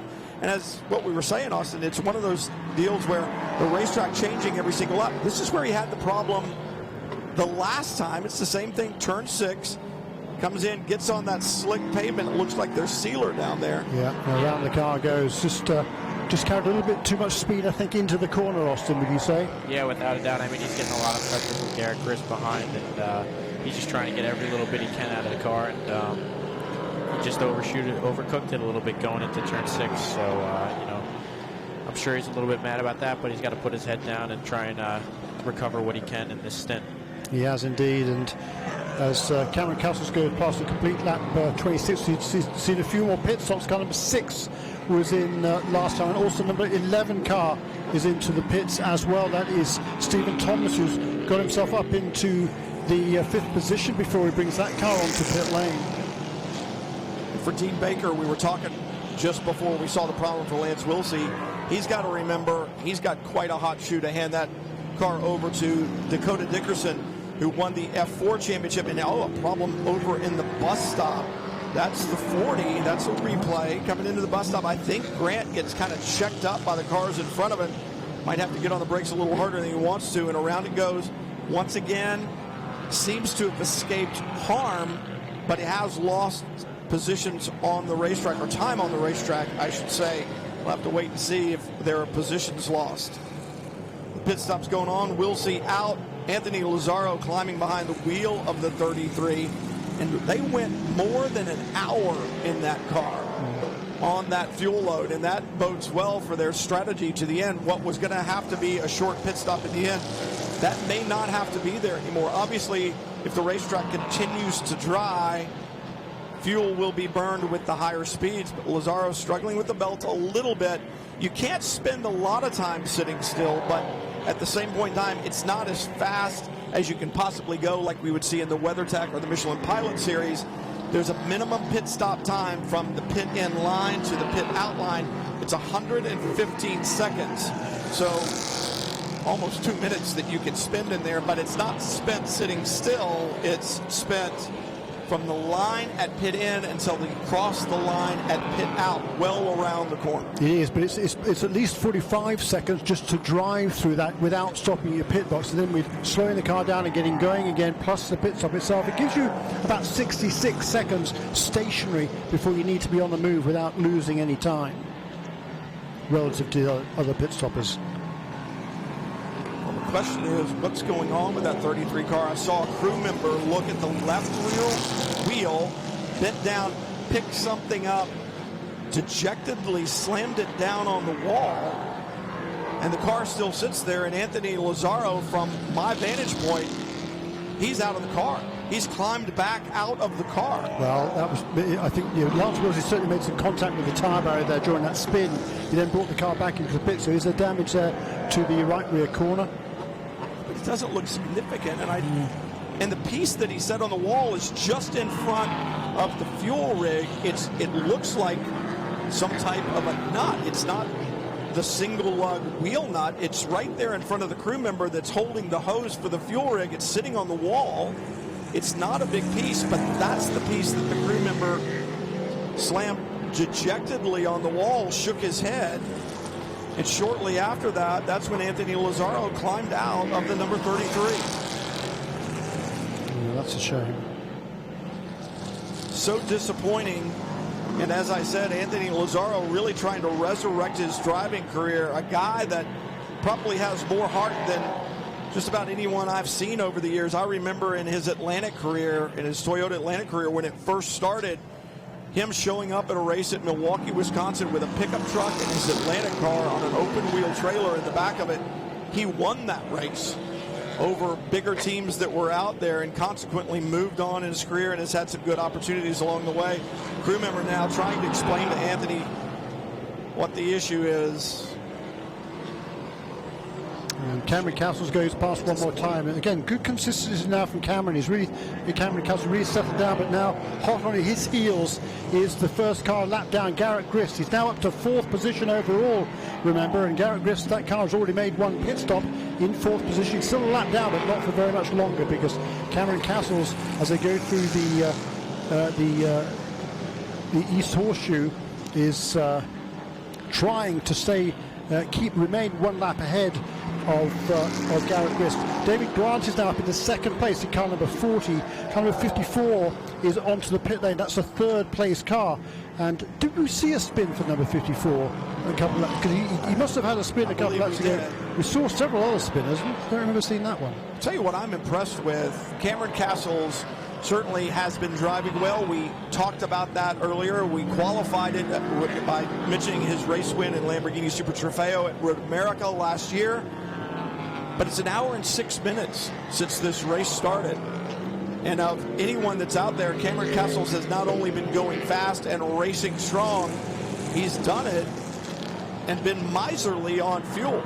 Now an hour and 7 minutes since this race started, and Castles still out in front. Yeah, and I'm not necessarily surprised. I mean, there's been the race started under caution. The first 2 laps were under caution. Then we had another full course caution between laps 6 and 9. So that certainly helps. You do tend to use quite a bit less fuel in the wet than you do in the dry. So I'm not surprised he's able to keep going this long, but I don't think he'll be out there for much longer. I wouldn't think so either. There are only 3 cars that have yet to stop. That's the 54 of Baker, and actually he did just stop. The 40 of Grant and the 75 of Castles, and Castles leads yet another lap here at Daytona across the line, closing in on an hour and 8 minutes on this first fuel load. But for the lead, I say for the lead, it's not for the lead. Castles needs to be aware that the 17 car of Garrett Grist is a lap down, and that was hard fought down in turn 1. Castles held on to it. I think for Garrett Grist, he realized there is no reason to get tangled up in this right now. Absolutely. Cameron Castles, he just took his best lap of the race, his first sub at 2-minute lap, a 1:59.4 for Cameron Castles, and yes, he braked a little bit deep for turn 1, but he got away with it, and he maintains the lead and that 1 lap gap. He'll be in the pits, I'm sure, within the next lap or 2. That's really sad news there, that it's even number 33 car being pushed away. Heartbreak for them, and you look at the car, and I really don't see a lot of damage, and obviously a suspension component could be bent. Perhaps that's why we saw the somewhat erratic driving by Wilsey in those last couple of laps, maybe that bent part is what made the car so difficult to control. Right now, Cameron Castle's in control of this race. An hour and 9 minutes in, he leads from here at Daytona International Speedway in round one of the 2020 IMSA Prototype Challenge Series. You have to wonder for Cameron Castles, does he have fuel in the drink bottle in the 75, the Ligier chassis that leads here at Daytona? Castles, he and just one other car, David Grant, have yet to stop on this first fuel stint. 15% less fuel on board the Prototype Challenge cars than last year. And yes, the rain gives them better fuel mileage because no, you can't use the throttle nearly as aggressively. The 425 horsepower or so in the back of these P3 cars, you can't feed them the entire time because you can't get grip. But impressive stuff to maintain the speed, to run out in front and still have some of the best mileage on the racetrack right now for Cameron Castles. You would expect to see him handing that car over to 26-year-old Max Hanratty reasonably soon. I don't know how he could go much further. No, another great lap there. 159.5 for Cameron Castles there in the lead of this race, and he's still keeping Garrett Grist behind him. There are two other cars that have not yet stopped, in actual fact, but they're both already a lap down to the leaders. Greg Palmer in the Junior 3 Motorsport entry, car number 3. He's running in the 4th position, has not yet stopped. Neither has Dave House, who we saw had a spin earlier on in car number 86. But now we do see the pit stop for the 2nd place car. David Grant will be into the 47 Motorsports team pits to hand over to his brother, Keith. Brian Till, Jeremy Shaw, and defending IMSA Prototype Challenge champion, one of the two drivers, Austin McCusker, here with us. And I know, Austin, you'd rather be driving one of those cars right now, but you've watched this first hour plus of racing as David Grant in for, looks like fuel only. There's not going to be a driver change. Your impression of this first hour plus? Yeah, I mean, it's definitely been exciting as we thought going into it with the rain, and it seems like it's definitely lived up to its name.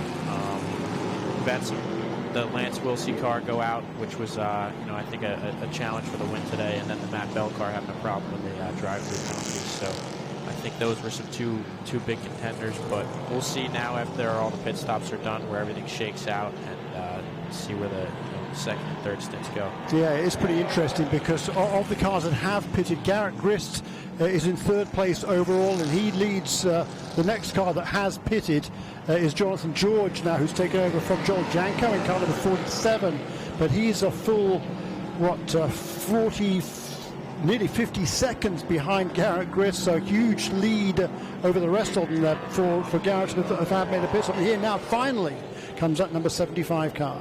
Leader Cameron Castles on the pit road. We saw the 33 of Lance Wilsey, Anthony Lazzaro, push behind the wall moments ago. Not the only car that's out, and need to certainly mention the 10 as the 75 begins its pit stop. The 10 from Robillard Racing, Joe Robillard, Stephen McAleer, did not qualify, did not take the green flag, and that is a massive disappointment for that team. They came here this year looking for a little bit of revenge. Stephen McAleer led this race with Kitten Cook last year in the latter stages when they lost the wheel on the infield portion, and that really dashed his championship hopes. McAleer, the only driver with 2 victories on the season, that team, the only team with 2 victories on the season, and yet dropping out of this race really impacted their championship hopes. So when you look at the 33 going behind the wall, or the 10 not able to even take the start, that does not bode well for their championship hopes. It's not over, but it certainly is a huge setback. And the odd thing about the 10, an engine problem, and they found what they believe to be a sand-like material in the intake. They had had fuel pressure problems that had been getting worse and worse and worse throughout practice, and then eventually in qualifying. And it looks like somehow, some way, there's some type of debris in the intake of that engine, and that is not good news. Not able to take the start here at Daytona as the 75 completes the stop, heads back underway. Remember, 115 seconds is the minimum time that you can spend on pit road. And how difficult is that to time, Austin? I forget whether it's 1:15 or 3 minutes. It's from the line in to the line out. So how does that actually get done? Because there's got to be some guessing in some extrapolation from the time you drop the car and roll to the time you cross the line and pit out. Yeah, I mean, in our cars last year we had a timer, so it would hit a point going into the pit lane, and then once you stopped in your box, it would count down to when you should leave, and then once you get towards the end, it'll give you a green light or a red light if you're going to go over or under the time allotted that you set to that timer. So usually, you just try and leave when you can, and you can get the exact time to get out of the lane. Yeah, so there is some help for you as a driver, but it's down to the team to set that to calibrate that properly to make sure it doesn't read wrong. We've seen a couple of cars have had penalties for a pit stop being too short, but Cameron Castles was able to retain the lead after making that pit stop to hand over to Max Hanratty in car number 75. The gap as they came across the line was 24 seconds, but of course number 17 car in second place was at full speed. The number 75 was just cruising down the pit lane at the maximum allowed 60 kilometers an hour, so that gap is going to be a lot less than that by the time they both get up to speed. David Grant, he made the pit stop one lap before Cameron Castles and resumes in third position. He's now ahead still of car number 3, which is Greg Palmer. He hasn't yet stopped at all, running in the fourth place. And behind him, Jonathan George in car number 47. And then the young Estonian, Tristan Vidas, in car number 60. He's taken over from Bruce Howelson, showing some really good laps in that number 60 car. The question is, when you look at how far the 75 went, can they do it on just one more stop? They went so far, it looks to me like if you do the math to the end of the race, perhaps just one more stop for the 75. Yeah, I completely agree. And also number 40, conceivably the number 54 car as well. I don't think there's probably going to be anybody else that can make it that far without that extra pit stop. But that's something that's going to pan out pretty quickly. But now Garrett Grass is through into the lead of the race. Where is Max Hanratty? There he goes. Boy, that was a very conservative outlap for Max Hanratty, and a 10-second lead then for Garrett Grist as they start lap 33. So 32 laps now completed in this 3-hour race. We've got 1 hour and 45 minutes remaining. So that's exactly halfway through the race, isn't it? With an hour 44 to go. That means we've had an hour. What does that mean? No, not quite halfway through the race. Okay, fine. Maths was never my strong suit. Yeah, an hour and 30 minutes to go would be halfway through this race. So we're 10 minutes away from that. That was a new best lap, by the way, for Garrett Grist in car number 17, the new race leader. The best lap of the race, however, that was set just a few laps ago by Anthony Simoni in car number 23. He's running down in 12th position. That number 23 guy having had a few difficulties early on in the race, but Anthony is charging hard and trying to make up some ground. Always after pit stops, it's interesting to see how things cycle through and how the order is going to change. You're going to have different drivers in the cars now. It's going to take them a while to adapt. Others, like Garrett Grist, have been in the car a little bit longer. He knows the racetrack right now. He knows those conditions. He knows the grip that he has. Other drivers who have just gotten in, regardless of how talented, regardless of how experienced, are going to have to learn the racetrack, and that's going to take time. Yeah, I mean, some people will adapt a little bit quicker than others, but get up to speed as quick as possible. That's definitely the name of the game. But we'll have more of the silver drivers in now, so I'm sure that the lap time will drop a little bit quicker. It looks like there's a driver starting to form a little bit out here in turn 1, but no rain coming as far as now. We'll see how the times go from there. Finally a pit stop. The last car to make a pit stop. No, number 3 car has not yet been in, has it? So number 3 remains in fourth position, has not yet made a pit stop. But Dave House in car number 86, he finally gives up that top 10 position as he brings the One Motorsports car into the pits. Garrett Grist being shown out in front, then Max Hanratty. David Grant in third in the number 40 car, then the 3 of Palmer. Jonathan George in the 47 Motorsport. Remember, Joel Janko won the Michelin Encore Challenge with the help of Tristan Nunez. That was an unofficial round of the championship at the end of the 2019 season, so they're coming off of a great run. It'll be interesting to see what Jonathan can do, how far he can move forward. And when you think about that 47 car, that's one of the cars that has 3 drivers in it. So Jonathan George will hand over on their stop to Kyle Kirkwood, one of the Team USA scholarship winning drivers, and a driver extremely talented in open wheel cars, somebody who has certainly higher aspirations in open wheel cars, but he's got a pretty good batting average in sports cars. He ran the Michelin Encore Challenge in 2018. 1 sports car race, 1 victory. So that really not a bad average. Yeah, I'd like to be batting 1,000, right? Yeah, me too. So Grist out in front right now. Then Hanratty. It'll be interesting to see what Hanratty can do, because obviously Cameron Castle's a very good car underneath him, just putting down some really good laps in the ladder going. Hanratty, 5 of 6 races with Performance Tech last year, best of 4th at Sebring on debut, 3rd in IMSA Prototype Challenge competition with Extreme Speed back in 2018. So a young driver, 26 years old, who has experience in this type. That's, I think, probably extremely critical in situations like this. You might have good rain experience in a GT car or even a Formula car, but when you come here, if you're comfortable in the car that you're in because you've got time in it, does that kind of help eliminate some of the other challenges that you face? Definitely. I mean, you have to be comfortable in the car that you're in. You have to have a good setup to go fast.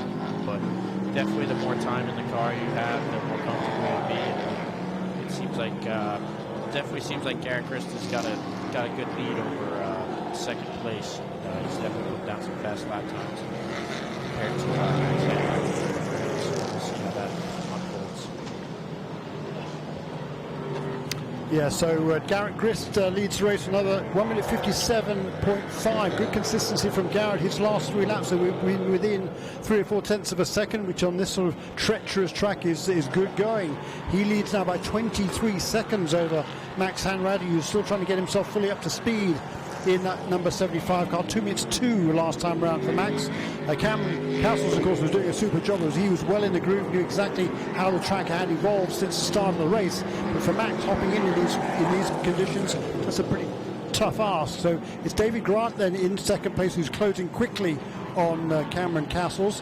And then a gap back of about 24 seconds to Jonathan George in car number 47. He'll be driving that car, as Brian Till was saying a few moments ago, with George Yanko, who started, and with Kyle Kirkwood, who will do the finishing stint. So that car is still very much in contention. It might be 50 seconds off the lead at the moment, but still is certainly going to be in contention. Behind them, number 3 car, Greg Palmer, continues to run along. Is he going to try and make it on 1 pit stop in number 3 car?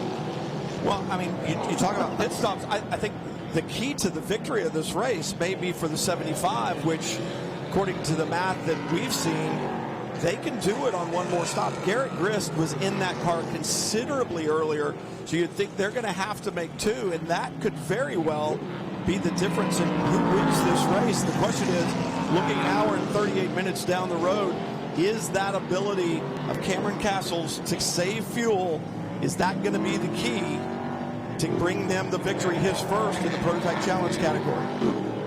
Yeah, so we've still got a long way to go to find that out. Find out the answers to a lot of questions that are being asked right now. There's a good crowd on hand here this weekend. That's always really good to see. A lot of campers here from the Scouts of America, and they have been prowling the paddock with intensity over the last couple of days. It's been really cool to see.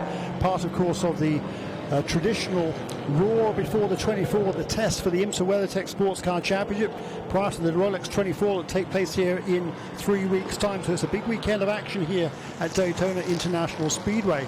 And here in the IMSA Prototype Challenge at Daytona, we're still 7 minutes away from the halfway stage, and Garrett Grist leads this race in that car number 17 for Nielsen Racing. Nielsen Racing, European team making its North American debut this weekend, and what a debut it has been so far. Garrett Grist out in front in the number 17, taking that over from Rob Huddist. Did he have a problem on that last lap? It was a 2 minute. All of a sudden, it was a 2 minutes point 3. He'd been doing 57s consistently.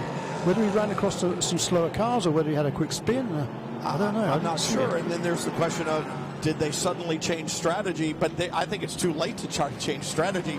It's too late to say, hey, we need to save fuel so we can try to make it on one stop. No, there's no way. He's out of the barn on that one. No, absolutely. He was in. That was one of the first cars to make a pit stop after 16 laps. So he's already been out there for quite a long time, and he's been out there now for probably 45 minutes already. He'll be getting ready for his next pit stop. In fact, yeah.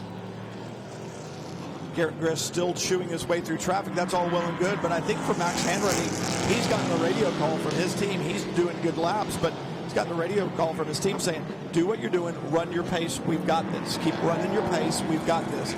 They'll put Cameron Castles back in at the end, I would think. Cameron's turning great laps at the beginning, so probably give him the opportunity to take it to the checkers, but Garrett Grist either needs to go and go really, really, really fast so that they can get that other pit stop done that we think they're going to have to make, or I don't think he could slow down enough to save enough fuel to do it with one more stop the way that the 75 looks like they may. No, I completely agree with you there. You either got to turn him loose and take any restrictions off of him that you had and just let him go like Sting. Yeah, but I don't think it's too late. I don't think that last lap was a case of trying to save fuel. Either he had a problem or somebody spun in front of him, whatever it was. I didn't see it on the on our monitor out on the racetrack, but it was certainly an uncharacteristic slow lap from Garrett Grist. Max Hanratty, meanwhile, it was a 2 minutes 0.6 last time around for Max. That was a couple of seconds quicker than his previous lap, so he is now properly in the groove as Max Hanratty, and he's able to hold off David Grant in third position.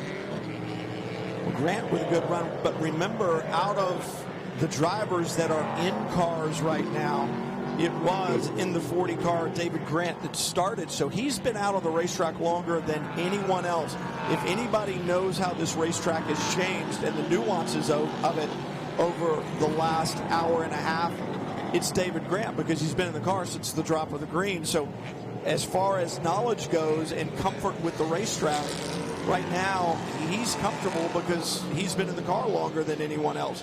And perhaps that's why he's been able to keep close to Max Hanratty right there on the rear wing, basically less than a second behind the 75. We saw such a great run from Cameron Castles earlier in the 75. And right now, Hanratty unable to pull away from the 40, and I think perhaps David Grant just getting more and more comfortable as time ticks away, but eventually he's going to have to pit for another stop. You can see right now just how close Grant is. Yeah, but Max Hanratty has really stepped it up these last couple of laps. This lap was a 59.9 for Max Hanratty. That's only within half a second of the best lap that was turned by Cameron Castles a little while ago. So Max is now fully in the groove. He's from Milwaukee, Wisconsin, and he's charging hard. He's stabilized that gap back to David Grant at about a second. It's a little bit less than it there, but Max is certainly into the groove now. The track is drying out, continues to dry out. The pace will be increasing, and that last lap for our race leader, Garrett Grist, back in the 58s again. So 2 minutes better, 2 seconds better than his previous lap. How do you work the strategy now if you're the 47 team? Jonathan George, you're 16 seconds back of third place, but you know you've got, in Jonathan, a good race car driver. You know, as far as Kyle Kirkwood goes, you've got a really good race car driver to put in there. Kirkwood sliding in that seat, practicing. It's like he had never been out of a prototype car and using that Formula car experience to his advantage. Dakota Dickerson is right there. I would expect that he would take the 54 to the checkered flag. So as the racetrack changes, you've got some really good drivers that are going to be in these cars, but I think that the driver may not win this race. I know that that's hard for you, Austin, would not give the credit to a driver. I think it may be engineering that does it. I know that you'll say it was actually Cameron Castles who saved the fuel that allowed the strategy to work, but and rightly so. I mean, when you're sitting in the cockpit, you got to do the job that the engineer is asking you to do. But it may be that strategy. Yeah, definitely. I mean, it's an endurance race. Strategy comes into play immensely, and that's like we were saying about the lower fuel loads. I think that's going to be a big thing about the strategy and a big thing for the rest of the season. That the strategy is going to come a lot more into play than it did last year. And all because when we talk about fuel, once again, if you're just joining us, the fuel considerably different, the fuel load considerably different. 15% less fuel on board from 100-liter fuel capacity to 85 liters. So a 15-liter reduction, and that changes the length of a stint, which of course then begins to affect the number of pit stops that you're going to do in a race unless you can use some strategy to your advantage. And a little bit of Mother Nature too. A lot of Mother Nature, actually, because that very damp racetrack in the beginning limited the amount of horsepower. Horsepower takes fuel. You got to feed the ponies. And if you're not feeding them, you can save that fuel. And that seems what the 75 was able to do. For Garrett Grist out in front of the 17 from Nielsen Racing right now. Good to see that team here in Prototype Challenge competition. But they're either going to have to lay down some laps or perhaps just hope for a full course caution and get some fuel mileage that way. Max Hanratty there in the 75 has a good Ligier underneath him. That blue and yellow flashing through the bus stop right now. Cameron Castle's a great job, but in very different conditions in that first hour or so of this event. And then David Grant consistent in the 40. A little mistake here or there in the beginning in very difficult conditions. Has been consistent since then and has been consistently close to the 75 of Max Hanratty. I think he's dropped back just a little bit. Then Jonathan George of the 47, Dakota Dickerson in the 54. That is the top five, but still an hour and a half to go as we reach the halfway mark here in round one of the 2020 season of IMSA Prototype Challenge.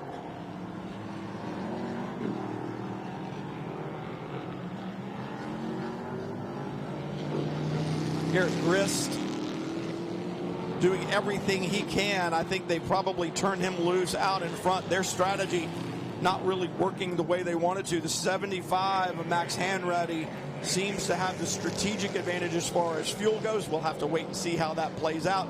David Grant out in front right now. So the 17 out in front. That's a Norma chassis. Then the 75. That's a Ligier chassis, and then David Grant in another Norma. We saw the battle between the Norma and the Ligier last year. Lucky to have with us, fortunate to have Austin McCusker, defending champion in the category. You know, your plans are not to be here this year, but I said earlier, it's not that you're not driving. Tell the fans at home and out in the infield today what it is that you're going to be doing in 2020. Yeah, so we're still gonna be in an LMP3 prototype, but we're gonna be switching over to the European Le Mans Series, 6 rounds all throughout Europe. It's gonna be a split class racing, so there's gonna be LMP2 and GTEs on the track with us. So it'll be a wake up call. It'll be more like the WeatherTech series, but more of the European way. It's the European series of what WeatherTech is, but they include P3s in that. But that's what we're going to be doing. And rerunning with the German team in their Europol competition. So we're excited to get 2020 ongoing. How's your German? Not anything. Nothing. 9. Yeah. But a very different deal. You're going to be driving an LMP3-based machine, as we see Anthony Simone in the 23 on pit road, just inside the top 10, but a lap down. It's an LMP3 machine, but as you said, now it's combined with everything else. So you're not alone in your class on the racetrack. You've got other cars around you. How big of a change is that going to be for you? The car you're driving is comfortable, but your surroundings will be different, in addition to the fact that it's racetracks that I assume you've not been on. Yeah, I haven't been to any of the circuits yet, so that's going to be a big wake-up call. And then you're going to have LMP2 cars coming at you, 10 to 15 seconds a lap faster than you. So you're just going to have to keep your eyes up and make sure you make no mistakes and just be, so aware of your surroundings even more than you were in this category, the IMSA Prototype Challenge.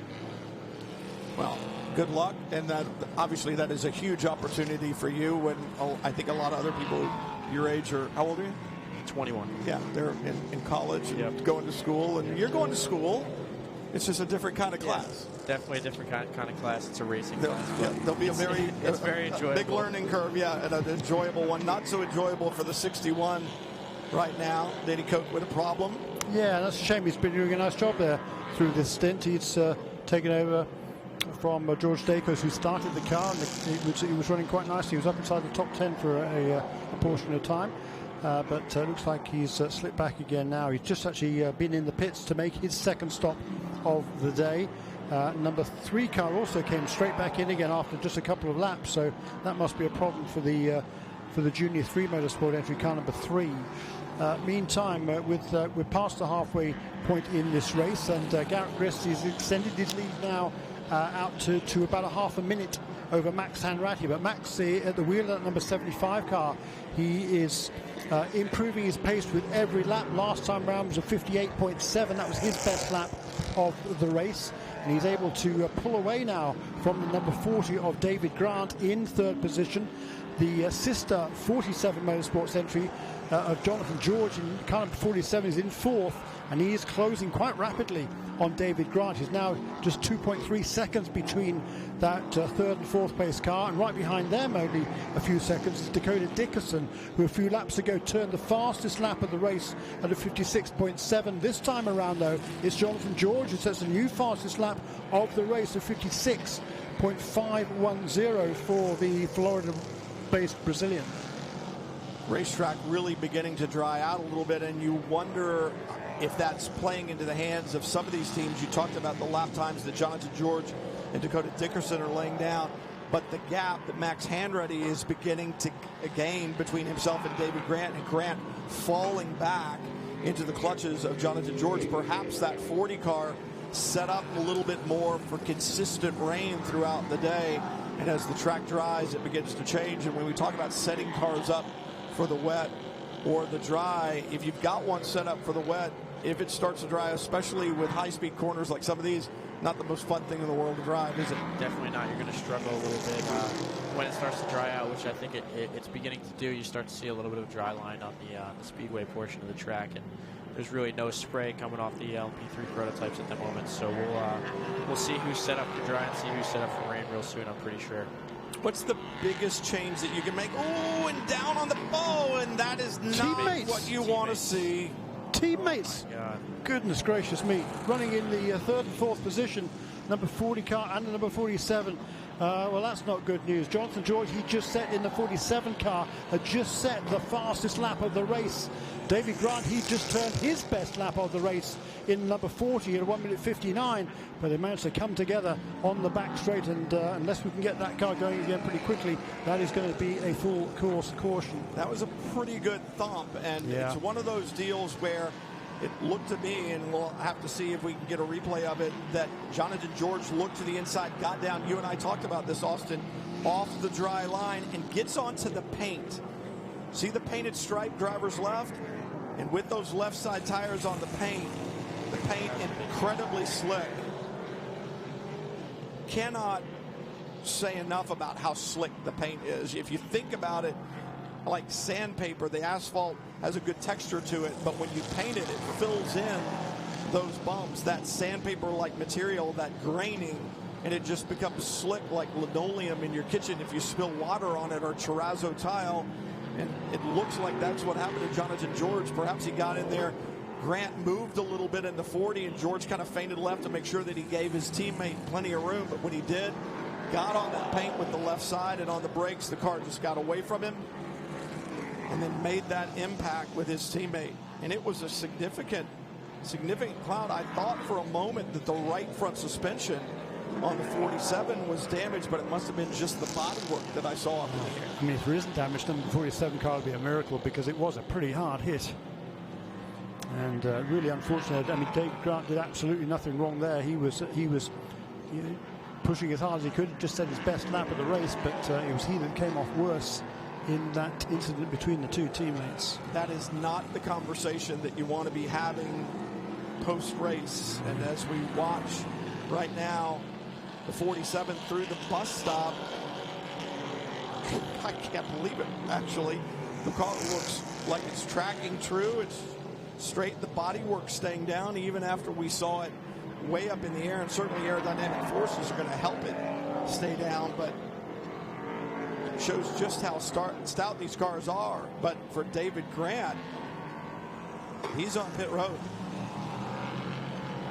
Bodywork looks intact on that car too, but a significant hit on the left rear. I'm not sure that straight and true is something that we can say about the 40.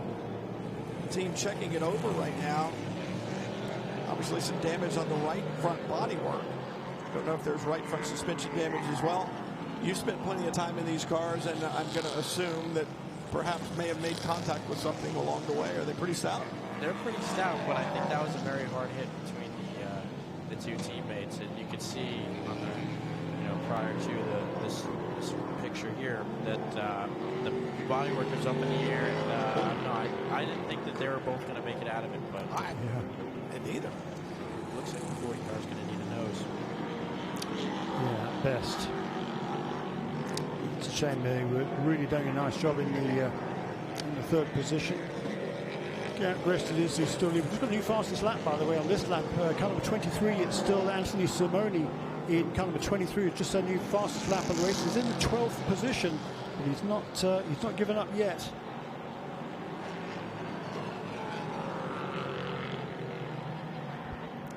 5.679 then the new standard in this race. The race leader last time around. So this is the replay again. There's that solid hit.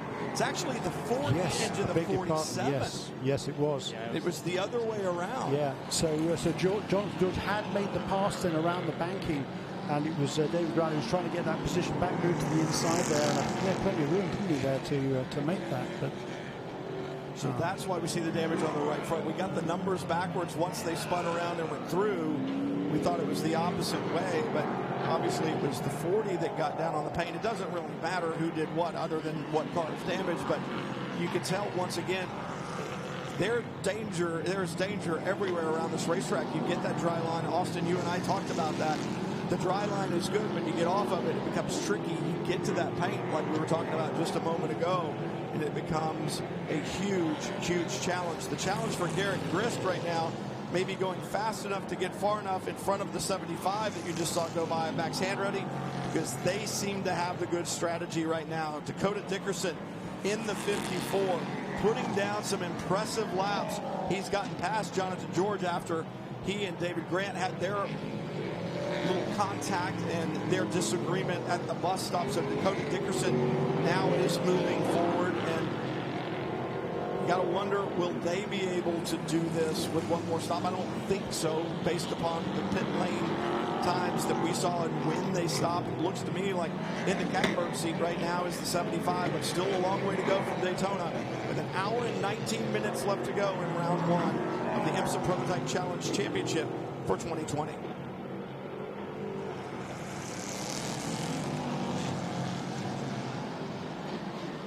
Not just about speed, but about strategy as well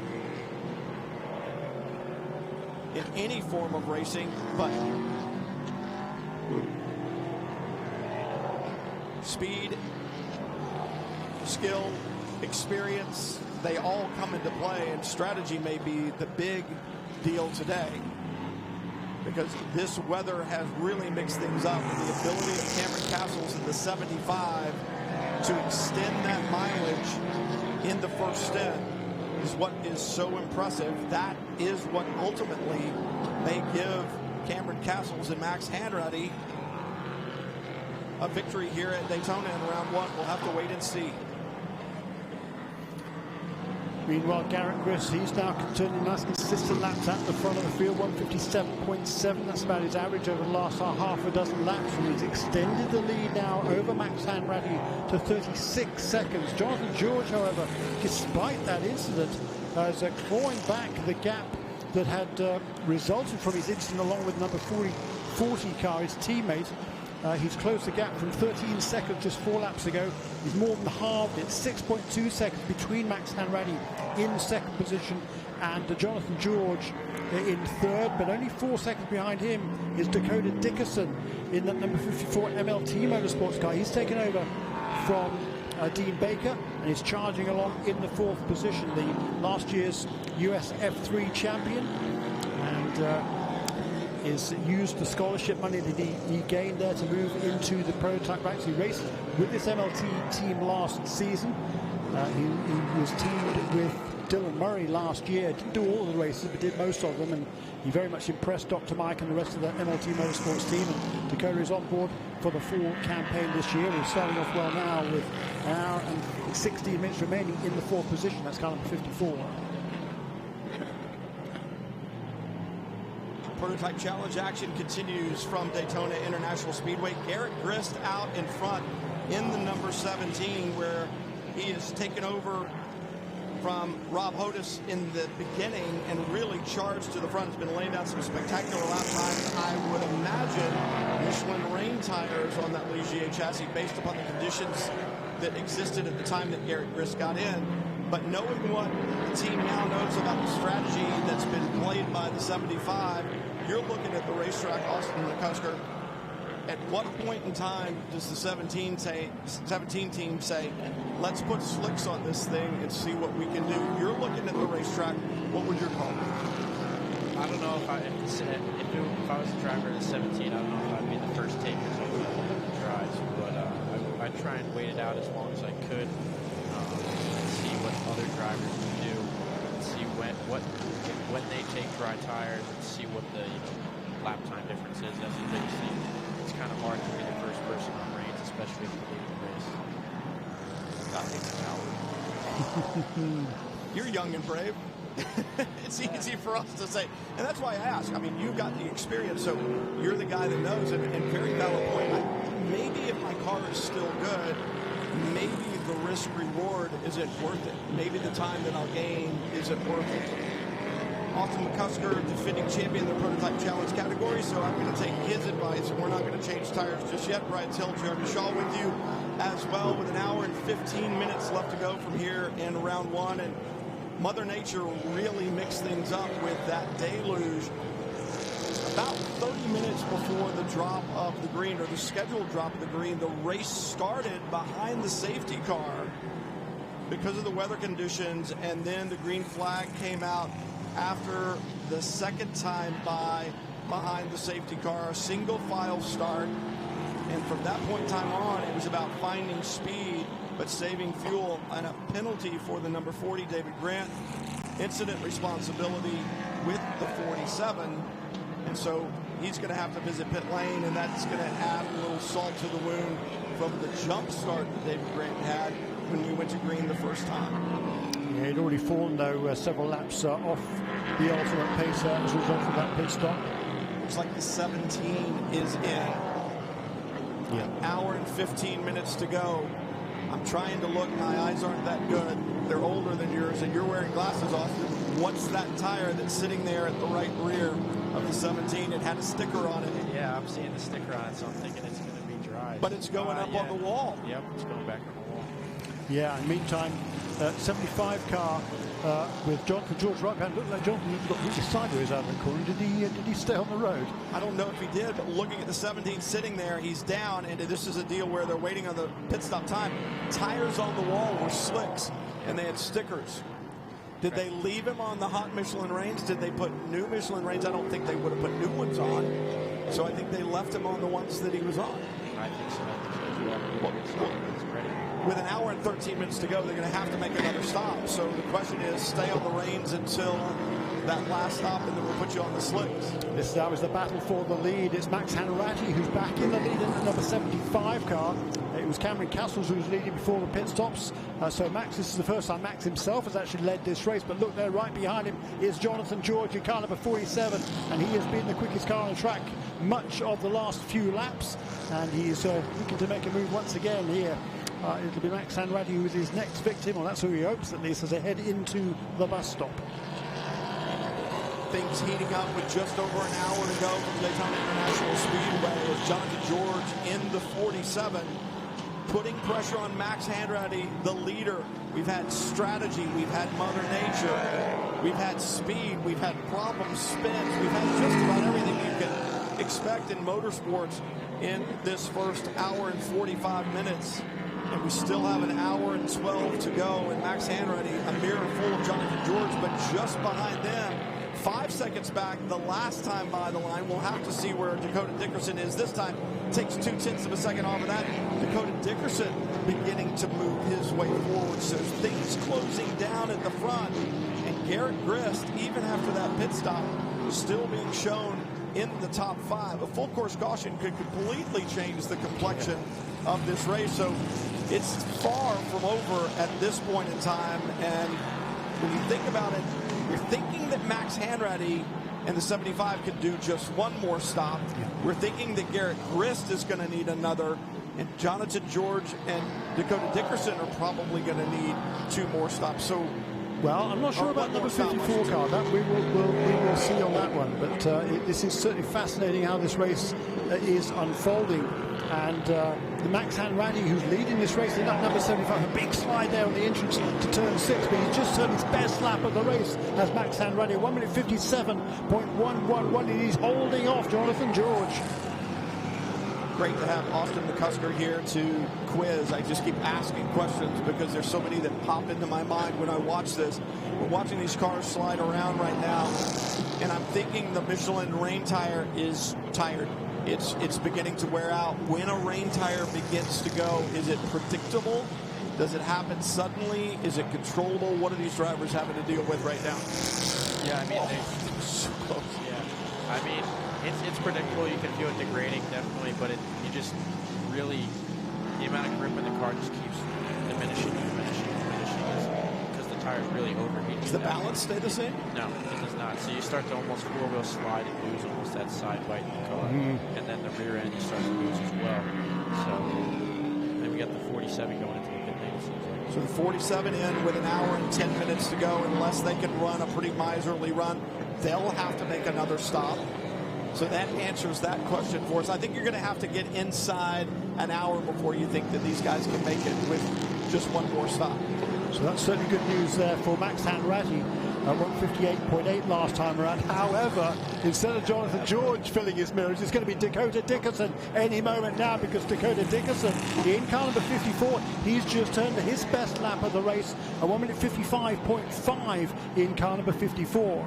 And as the 47 stops, you'll see Jonathan George climb out, and climbing in the 47, Kyle Kirkwood, 2018 F3 America's champion, Formula 4 2000 champion, Indy Pro 2000 champion in 2019.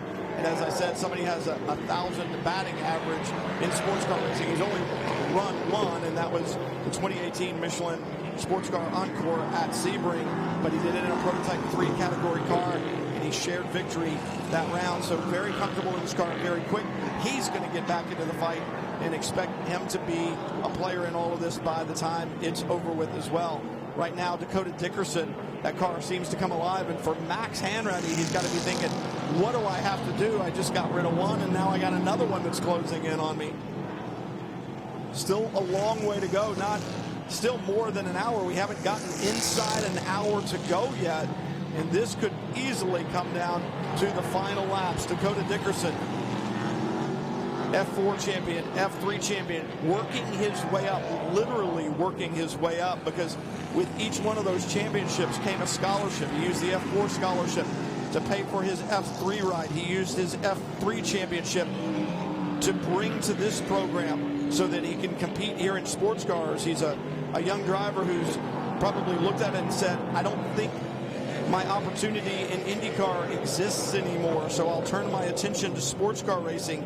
And he turned his scholarship towards sports car racing, 23 years old, and amazing to say that he might look at it and say, my IndyCar career is probably done, but I'll look at sports car racing. But a very intelligent thing to do. He's making the best of it right now, because there's no longer a second between Max Hanratty and Dakota Dickerson. There's not even an LMP3 chassis between the two, I don't think. Barely, is that right? And Max Hanratty, boy, is he stepping up here. A new best lap for Max last time around, 156.55 was Tristan Vidas. What a move! What a lunge that was down the inside for Dakota Dickerson. Wow. Decisive, powerful, not a hesitation at all by Dakota Dickerson.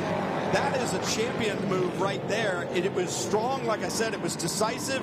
Looked at the opening, said it was there, and said, without question, I'm going. Placed the 54 there. Strong move off the corner, and Dakota Dickerson is gone. Yeah. Oh, that was a great move by Dakota.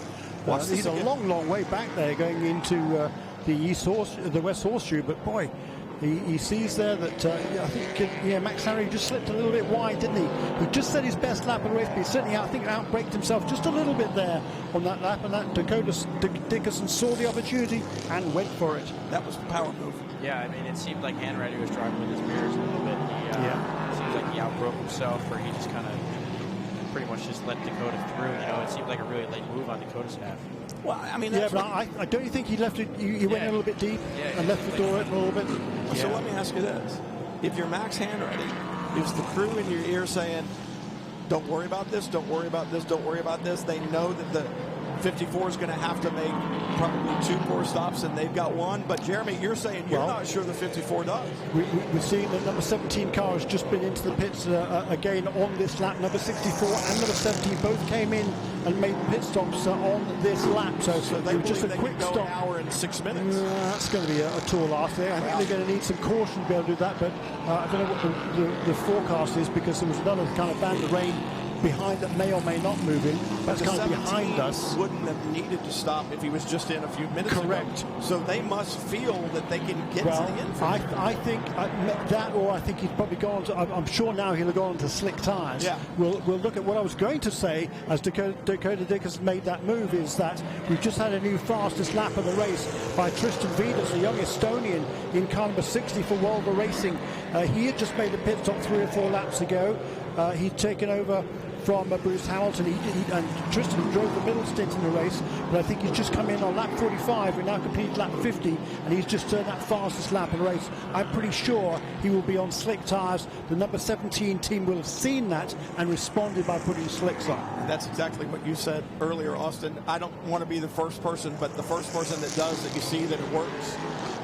Yeah, and then you respond. That's when you want to do it. You know, you'll see that the lap times will drop a little bit, and I think the 17 was actually in the pit for a penalty. I saw that it said it was fast. Oh, was it? Yeah, it said it was fast in the pit lane in 1.2 seconds. So Whoops. that's what I So saw if there. you don't serve that, Well, in that case, they wouldn't have been able to change tyres on making a penalty. I didn't spot that. Thank you. You have to come in, if you're short of the 115 seconds, you have to come back in and sit for the period of time that you were short. And that sounds all well and good if you're a couple of seconds short. Well, I only have to sit for 2 seconds. Yeah, that's fine, but it's a 40-second delta or so up and down the pit lane, 45 seconds just to drive through the pits. So you got to figure that's really a 50-second penalty. It's not a 2-second penalty. Definitely a big penalty for the 17. Ouch. At least on the podium in this race. All right, so there we change the complexion of the race one more time. Now we'll throw penalties into the mix. And I think, where is he on the racetrack? I think he's behind the race leader now, isn't he, Garrett Grist? Where is he? A lap down. Yeah. So he's still in 4th position, but he is a lap down now to the race leaders. Dakota Dickerson, he took his best lap of the race last time around at 55.0, but now in 6th position, car number 60 is Tristan Vidas, 151.832, another fastest lap, and clearly he is most definitely on those slick tyres in the Volvo Racing car number 60. Still a long way to go, an hour and 3 minutes, and I find it interesting. Oh, that was so close. Max Hanratty, once again, you were talking about outbraking yourself a little bit earlier when we saw Dakota Dickerson get by. That time, I think, made the proper decision. As he got into 6, it looked like he couldn't slow the car down, so maybe he kept his hands straight a little bit, Austin. But I think the tire wall got real big, real quick. Yeah, it came up real fast. I mean, he probably had to straighten his hands out, break in the straight line as much as possible, but he came close to that tire wall. That could have been a big wreck. Dodged a bullet there, did Max Hanratty. Stays in the fight in 2nd place. 2.8 seconds the last time by at the line was the difference between he and Dakota Dickerson. Expect that margin to extend after that near miss for Max Hanratty in turn 6. Still a long way to go. As I said, an hour and 2 minutes from Daytona International Speedway, round 1 of the 2020 IMSA Prototype Challenge Championship. And there are pitfalls around every corner. This race far from over. Do not miss a lap. Impressive run by Dakota Dickerson here at Daytona International Speedway. The young open wheel standout, moving to sports cars full time in 2020 in the IMSA Prototype Challenge category, has taken the 54 Ligier to the front of the field in some difficult conditions right now. Max Hanratty running in 2nd place, but strategy may be the deciding factor in this victory. Dean Baker, a good run in the 54 in the opening stints in some of the difficult conditions. As a problem is that the 46 or the 40th, it's the 46th, 46th. Bright orange car, but problems there off the racing surface and out of the way. So that should not bring out a full course caution, but as we were saying of Dakota Dickerson, a great run for him, but it may be strategy and the ability to save fuel that brings a victory to the 75. Still an hour and 1 minute to go before that plays out, but that's the card that seems to have been played by that team right now. Dickerson in front, then Max Hanratty, then the 6 of Blake Mount, 17 of Garrett Grist a lap down, but good fights all around this racetrack and some different strategy being played. Some teams with a 3-driver format, others with 2, the vast majority with 2-driver formats. That's what we have in the lead right now. I think it's one of those things that the 3-driver format in this 3-hour race with the new fuel windows the way they are and the minimum drive time makes it kind of challenging at times, certainly under green flag conditions, to make sure your driver's getting the lap times that they need. Vitas there in the 60 car that you think is probably on slick tires, and then Kyle Kirkwood just behind. Kirkwood in the 47. On that stop, when they hand it over to Kyle Kirkwood, and full course caution.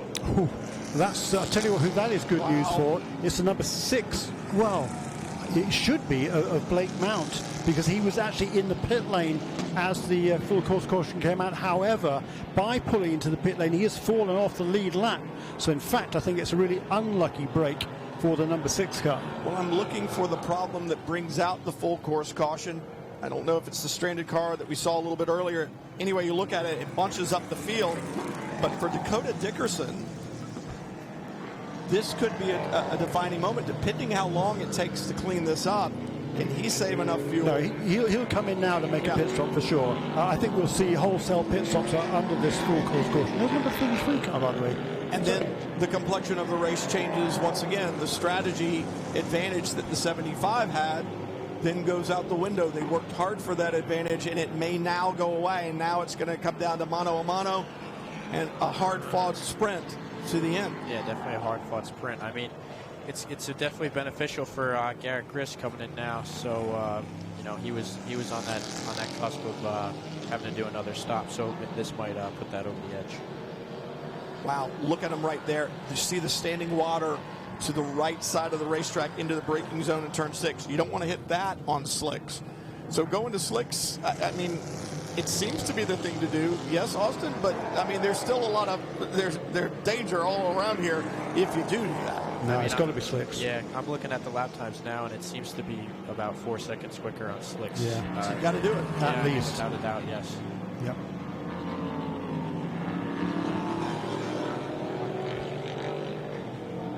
On a problem for the 6. Oh, goodness. Dan Goldberg being shown behind the wheel. That car has just made a pit stop. It was running in the 3rd position. Does it have all 4 wheels on it? Now, obviously, you can't see the right side of it when you see it. No, he spun, because I just saw a car go by. I couldn't tell where he was until I saw the traffic go by. So he is spun, and there you go. Coming back out on the racetrack, if he's on slicks, he can't get any bite right now on the grass. You talked about that earlier, Austin. Hard to get the car back on the racetrack if you've had a problem, and hard to get those slicks up to temperature if you head back out. Now, let's go back and talk about the difference between Norma chassis and Ligier chassis and how quickly they come up to speed. And cloud cover, temperatures falling throughout the day, relatively cool racetrack. I would say advantage, at least for the first couple of laps, to a Ligier. Yeah, definitely, I agree with you. It's the Ligier seems to bring the tire temp up pretty quickly compared to the Norma, where it takes at least 2 to 3 laps.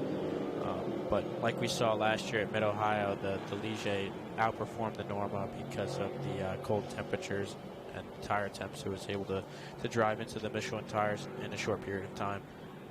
So it'll be interesting to see, as you guys said, so it'll be inside 57 minutes easily before the pit lane would open, and they have an opportunity to do pit stops. Dickerson, Hanratty, both in Ligier chassis. Garrett Grist in the first of the Norma chassis. And then the 60 of Vitas behind him, another one of the Ligier chassis. Then Kyle Kirkwood in the 47. That's a Norma chassis as well, I believe. No, that's a Ligier.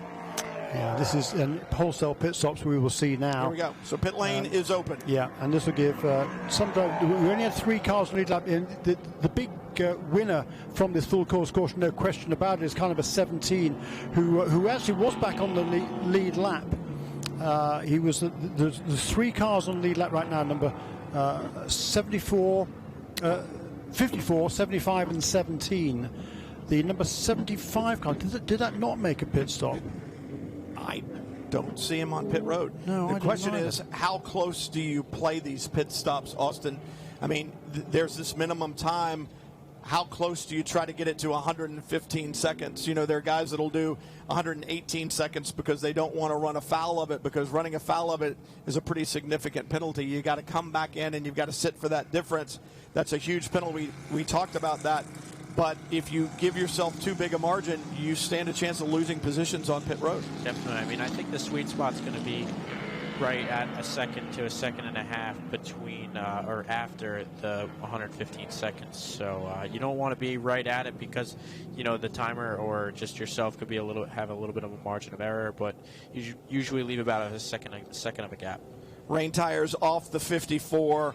Michelin slicks going on for Dakota Dickerson. We would assume that has been the same for any tire change out on pit road. We saw Garrett Grist in the 17 back underway, and now Dakota Dickerson heads off down pit road.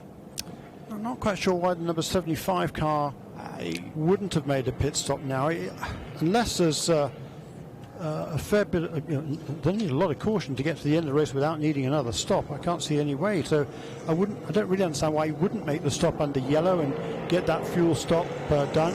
If you come in to make a pit stop under green flag conditions, if you don't take on fuel, then you can just do whatever you need to do and get back out again. You don't have to spend the otherwise minimum of 115 seconds. But if you do fuel, it is a minimum of 115. And I can think of no reason why you wouldn't want to make that minute and 15 stop under yellow. Last year, of course, you couldn't pit under yellow. That's one of the rule changes for this year. Now you can make your pit stops under yellow flag conditions. And that's I don't understand why the number 75 car would not have been in along with everybody else. Perhaps miscommunication. What it does do, however, is not allow too many cars to get back onto the lead lap by staying out there. So I can kind of see the benefit there. Because only the top 3 cars, number 54, 75 and 17, were on the same lap. The number 60 car, which is a lap down, that also did not make a pit stop this time around. And again, I'm not quite sure why that would have been, other than the fact that Tristan Vidas was turning some fantastic laps in that number 60 Volvo Racing Ligier. But any strategic advantage that you had because of the strategy earlier is out the window. When that yellow came out, it completely changed everything. So it's going to be a dogfight to the end. You want to be on equal footing with everybody else. Why wouldn't you pit with everybody else? I mean, right, yeah, absolutely, yeah, exactly. I don't see when number 75 car wouldn't pit with only 3 cars on the lead lap. He's going to make sure he keeps his lap advantage, I guess, over most of the field. But he's certainly going to be that's going to be a big hole to dig out now versus number 17 and number 54.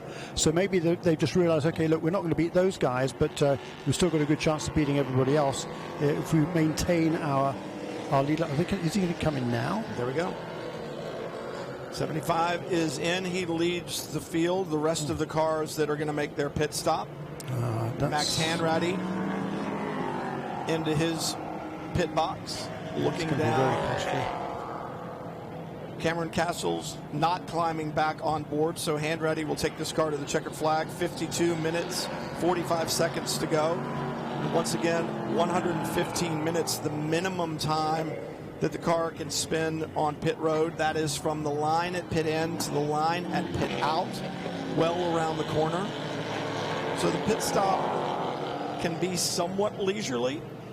The crew can take their time and make sure that they're doing the proper job and getting everything buttoned up the way that it needs to, although it's considerably shorter than it was last year. I think last year the minimum pit stop time was 3 minutes. 3 minutes, yeah, I think so. But yeah, that time goes by pretty quickly when you're in the box, just because the time to go down the pit lane takes 45 seconds around. So you don't really have that much time in the box. It goes by pretty quickly. Yeah, it's curious to think that, I mean, they had played the strategy so well, and you wonder, did they have a radio issue? Was there a mistake kind of understanding the rules as to whether they could pit under yellow in the beginning? New rule changes bring their own challenges for the teams and such. Was that it? Did he just miss the radio call? You don't know. But it seems to have been a relatively costly mistake, and in fact, the 60 Vitas gets out in front of the 75, and it's just another car you're going to have to work your way around. For Garrett Grist, I think he's on wet weather tires too. I don't think he's on. Is Grist on slicks or not? I believe that he is. Well, we thought he had, but you said. But that's right. The last time he was on pit road. It was a penalty stop, so you're certainly not allowed to pit. And if you're serving a penalty, you're not allowed to do anything else. That's for sure. So it was a relatively quick pit stop. So effectively, the 17 needs another stop. Yeah. Yes, absolutely. Because the last stop didn't quote count. Yeah. It was a penalty. Yeah. Interesting. So is the 17, while the 17 is obviously on the racetrack, is the 17 in contention? Is he a competitor? If you're sitting there as Dakota Dickerson, are you asking your crew right now exactly what's going on and whether that car really actually exists or doesn't exist? Yeah, I mean, you know what I mean? Yeah, it's awesome. You don't want to make a stupid mistake if the guy's not in contention for the actual win of the race. But in my opinion, I think that he's not really a threat at the moment, so I would take my time and not risk. It's kind of an unknown. So with 50 minutes, inside 50 minutes to go, you got a little time to ascertain exactly what the situation is. Put your crew to work. Have them crunch the numbers, because these crews keep track of everyone up and down pit lane. And then they'll give Dakota Dickerson the order of, yeah, you got to get by him, or no, he's not, he doesn't matter, we think he's going to have to stop. So kind of one of those things we'll have to wait and see with just over 49 minutes to go here from Daytona International Speedway. Lights out on the BMW safety car as it accelerates away, leaving Garrett Grist at the head of the field here in IMSA Prototype Challenge competition. It has been a wild one so far, and coming down to 49 minutes to go and a green expected this time by. Expect more action on the racetrack, because there are a lot of questions left to be unanswered. The main one right now is, does Garrett Grist need another pit stop? Because the last one he made was serving a penalty. Can he make it to the end as the green flag flies? Racing resumes at Daytona, and looking around the high side right now, look like the 47 of Kirkwood trying to get around the high side as they head down into turn one, side by side through 1 and 2. Got to be a little slick offline, and almost every one of these machines right now on the slick Michelin tire, and what a move as Garrett Grist gets shuffled back. Yeah, and slick tires, I'm pretty sure they're on Kyle Kirkwood's car most likely. And Kyle there, he's a lap down in the 4th position right now in car number 47, but he's not, well, he was a lap down. He's now got to make up all that ground, but that was a great move around the outside. But that's the move for the lead right there as Dakota Dickerson gets by Garrett Grist. And I don't know if Grist got handcuffed a little bit by the move of Kyle Kirkwood, but now the 60 of Vita's in there as well. No, Kazemit's behind the wheel of the 60, and now he's attacking Garrett Grist, bringing with him the 64, Matt Bell, and look at that. They go around the outside. Garrett Grist, the meat in the sandwich is Matt Bell and Tonise Kazemets, two of the toughest competitors you'll find out there on the racetrack today. Just said, see you, Garrett, we're out of here. Yeah, it seems like not making that pit stop really hurt him, and the wet weather tires are definitely not the choice at the moment. He's falling back quite a bit to the lead. Yeah, it's pretty much full dry now, isn't it? The race lap record in dry conditions is a 144. Yikes, we've got nowhere near that yet. 51 is the best lap of the race so far, 51.3. But there's still some sort of slick spots out on the racetrack there, particularly in the middle of the bus stop. That's going to make things pretty tricky. And if you're wondering why Garrett Grist didn't just dive to pit lane on the restart and get that problem taken care of, he can't. by the rule, you have to take the green flag on the racetrack and go past the stripe, complete a green flag lap before you can come in. So expect to see Garrett Grist, I would imagine, on pit lane this time by, and a problem for the 61. George Stakos with a spin. You were saying earlier that he had never raced in the rain before, so a little baptism by fire here at Daytona International Speedway. What a place to get your first rain experience. A little problem on those cold Michelin tires as he heads out on the racetrack. Kazimit's in the 64 now. Past Dickerson. This is for the lead. Kazimit takes the lead from Dickerson. A power move under braking into the International Horseshoe, and things really getting mixed up here in the final hour of competition at Daytona. A powerful move, just like Dickerson had put on one of the other competitors a little bit earlier on. I think it was Max Hanratty that he drove past. And now Kazimit does the exact same thing, or I should say the 64 does the exact same thing. Matt Bell. And Bell, timing and scoring getting mixed up right now, showing those cars now down a lap. We thought they were on the lead lap, but my timing and scoring now showing Kazimit and Bell a lap down. Oh, yeah, no. They're definitely a lap down. What scoring is showing, though, is number 17 car made a pit stop on lap 56, which I don't think it did. That's very strange. There's some odd things been going on with the scoring today, quite frankly, but there's no doubt that just the top 3 cars were on the lead lap, well, top 4 cars now, with Carl Kirkwood having made that pass. He also is back on the lead lap. The first car 1 lap down is Matt Bell in car number 64, along with Tony's Kazim's number 60, number 11 of Stephen Thomas, who's apparently taken back the wheel of the car from Thomas Merrill, and then number 23 is Anthony Simoni. He also is just 1 lap down to the race leaders. Well, I misspoke. The timing and scoring that I was looking at on program was a little different than what the official is that you were looking at, Jeremy. I thought that battle was for the lead. It showed them all on the same lap at one point in time. But Dakota Dickerson, perhaps the calmest driver out there, saying, these guys don't matter right now. Let them go. I'm not going to fight that hard. They can go do all the battle that they want. What they're looking for is another full course caution to pull them around. I think right at the end of the lead lap, they were still considered kind of on the same lap, and that's why I didn't see the -1 beside their name. But right now, Dakota Dickerson out in front, then Garrett Grist, then Max Hanratty, Kyle Kirkwood in the 47. But some great racing out there. And here's that move, the 64 getting past the 54. And as I said, Dakota Dickerson just saying, okay, go ahead, Matt Bell. You've got 3.5 miles to get back around behind me again. I'm not going to press too hard. But at the same point in time, for Dakota Dickerson, you don't want to sit and dawdle and just let him by, because that allows Garrett Grist to kind of close back in just a little bit. Grist being shown just 1.4 seconds behind, but a little confusing.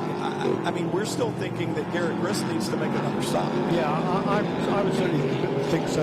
The 4 car, however, he'll be trying to stretch his fuel now, so he'll not be too worried about pace. I think he will need to save fuel to get to the end of the race without making another pit stop in that number 54 car. So even though Dakota Dickerson is leading over Garrett Grist, I think he's just got to be cool and calm and stick to a game plan here. He'll probably know what sort of lap time he needs to get the correct fuel consumption to get to the end without having to make another pit stop. I think with it as slick as it is, that 56 minutes that they're going to run should be within their reach. Is a problem for the 11. Thomas, we talked about, a newcomer to this series and really to racing, just 13 months in the sport. He's done a really good job all weekend long. He gets caught out just a little bit right there.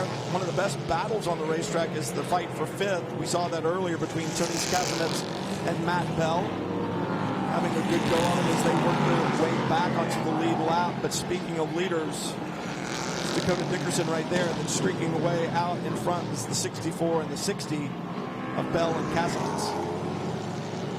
3.5 seconds now from Dakota Dickerson back to Garrett Grist, and then a good ways back to Max Hanratty. Such a great run by Hanratty and Cameron Castles early in the event to save fuel and avoid problems, the treacherous conditions early on. And I know, Austin McCusker, you and Rodrigo Fluker winning the championship last year, and a lot of it at the end of the year. The only race you didn't lead the championship after was this one. For the rest of the season, you guys were in control. You sat atop of the charts all the way. But at the end of the season, two of, I'll say, the worst finishes that you had. They weren't particularly bad by any stretch of the imagination. But to me, I looked at that as races that you guys were just willing to not risk too much because the championship was more important. For Dakota Dickerson out in front right now, and with that 17 car seemingly needing another stop, 24 seconds back to Max Hanratty, how does the driver focus on the job at hand and yet still play the game a little bit cautiously? You don't want to make foolish moves and things like that, but you don't want to back too far off your game, because isn't that when you kind of fall into complacency and mistakes might be more prevalent? Yeah, definitely. I mean, usually when you back off a little bit, the mistakes don't come as much. The mistakes come when you're really control the car. But if I was Dakota, I'd take it a step back and just, there's a big gap between Hanratty. Just run the same pace as Hanratty to the end of the race, you'll be fine. But usually, if you can just save your car, save your tires, and God forbid a caution comes out, you got good tires to go into the race with. Really show your cards then. So there's a pit stop for number 60 car. Yeah, that's a shame, because that was running beautifully with Tony Skazmets there. He was looking to score his second successive podium finish in this race, and Tony's set the fastest lap last year in this race. That's in that same car, 1:44.021. And this is he was in the pit stop. He made the pit stop during that caution period, so this can't be a scheduled stop. But the guy on the charge right now, first of all, Dakota Dickerson, he is down in the 1:50.960. That was his best lap of the race last time, and he's extended his lead over Garrett Grist to 6 seconds. That's the difference between slick tires and wet tires that we believe Grist is on. But meanwhile, the fastest lap of the race by Kyle Kirkwood, 1:49.0. And the scenario changes again. And it changes because of the 61 car right there. George Stakos has made contact, debris out on the racetrack. Stakos stalled at the apex there, and that brings out full course caution. That's the apex of turn 6. And one more time, this mixes up the cards. It brings everybody closer together. For Tony Skazmets, who's sitting on pit lane with work on the car, that's frustrating for him. He had worked his way back to the lead lap, would have moved him closer to the leaders on the restart. Matt Bell is going to be closer now, so is Kyle Kirkwood. Well, yeah, Kirkwood, he's the man now, no question about it. This has brought him right back into the game. All those cars, Kirkwood, Matt Bell, certainly, Anthony Simone is, however, he is a lap down still to the race leader, so we're going to have 5 cars on the lead lap when we get this full course caution completed. 5 good cars. 5 good cars with lap. Exactly. Dakota Dickerson, number 54, Garrett Grist, number 17, but Grist is going to have to serve his penalty. Oh, so it's good service. I'm sure he's going to have to make a pit stop now. There's a good opportunity to make it under caution. He'll only fall to the back of the pack of cars on the lead lap. So behind Grist right now, Max Hanratty in car number 75, Kyle Kirkwood, we just talked about him in car number 47, and Matt Bell in number 64. They're all on the same lap. And this is the frustration for new drivers like George Stakos right now, who I think has done a very nice job throughout the weekend in difficult conditions, in a situation that he's not accustomed to. He's driven this car a little bit in some other events that were not IMSA sanctioned, so he knows the car a little bit, but a lot of pressure on him. He's had a problem. He spun the car down there through the grass, and it appears the car may be stuck in gear. And for the people at home, this is not a manual transmission car as we know it with a stick shift. It's paddle shift, and that brings its own challenges as far as getting it in and out of gear. Does it not, Austin? Yeah, I mean, there's an air compressor and a unit that actually takes it in and out of gear on the steering wheel. So, there could be a problem there. There could be an electrical problem with the steering wheel, but it definitely seems like he can't get it out of gear. It's not the best place to be stopped on the racetrack, And, of course, with it stuck in gear, it doesn't roll easily, so the safety workers can't just pull it out of the way. That may mean this is a little bit longer full course caution than we would expect. And if that's the case, that closes down the time of green flag racing at the end and makes it just that much more exciting and more pressure packed because you don't have the time to get the job done. George Stakos reaches back inside his number 61 Ligier chassis, tries to make some fix so the safety crew can go to work and get it out of the way, and we can get back to green flag racing. Just over and a half an hour to go in round one from Daytona International Speedway. The car that leads the prototype challenge right now is a street car. Not what you want to see. Another full course caution. Back to green flag racing before long from Daytona.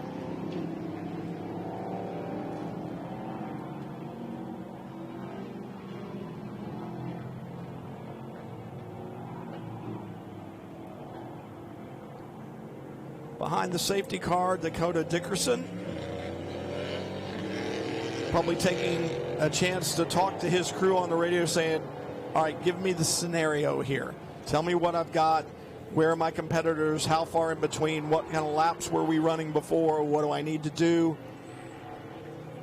I mean, is that what's going on? Without a doubt. I mean, this is really going to, this endurance race. You kind of got the smile on your face. You're digging this, aren't you? I mean, this endurance race turned into a sprint race. You know, this is going to be an exciting last 35 minutes of the race. And you got some hot shoes. You know, Matt Bell and Kyle Kirkwood, they're putting down some fast lap times. You know, it seems like they're, you know, a second to 2 seconds clear of everyone else. So it'll be exciting. You know, it'll be a hard-fought fight between everyone, and it'll be some amazing racing towards the end of the race.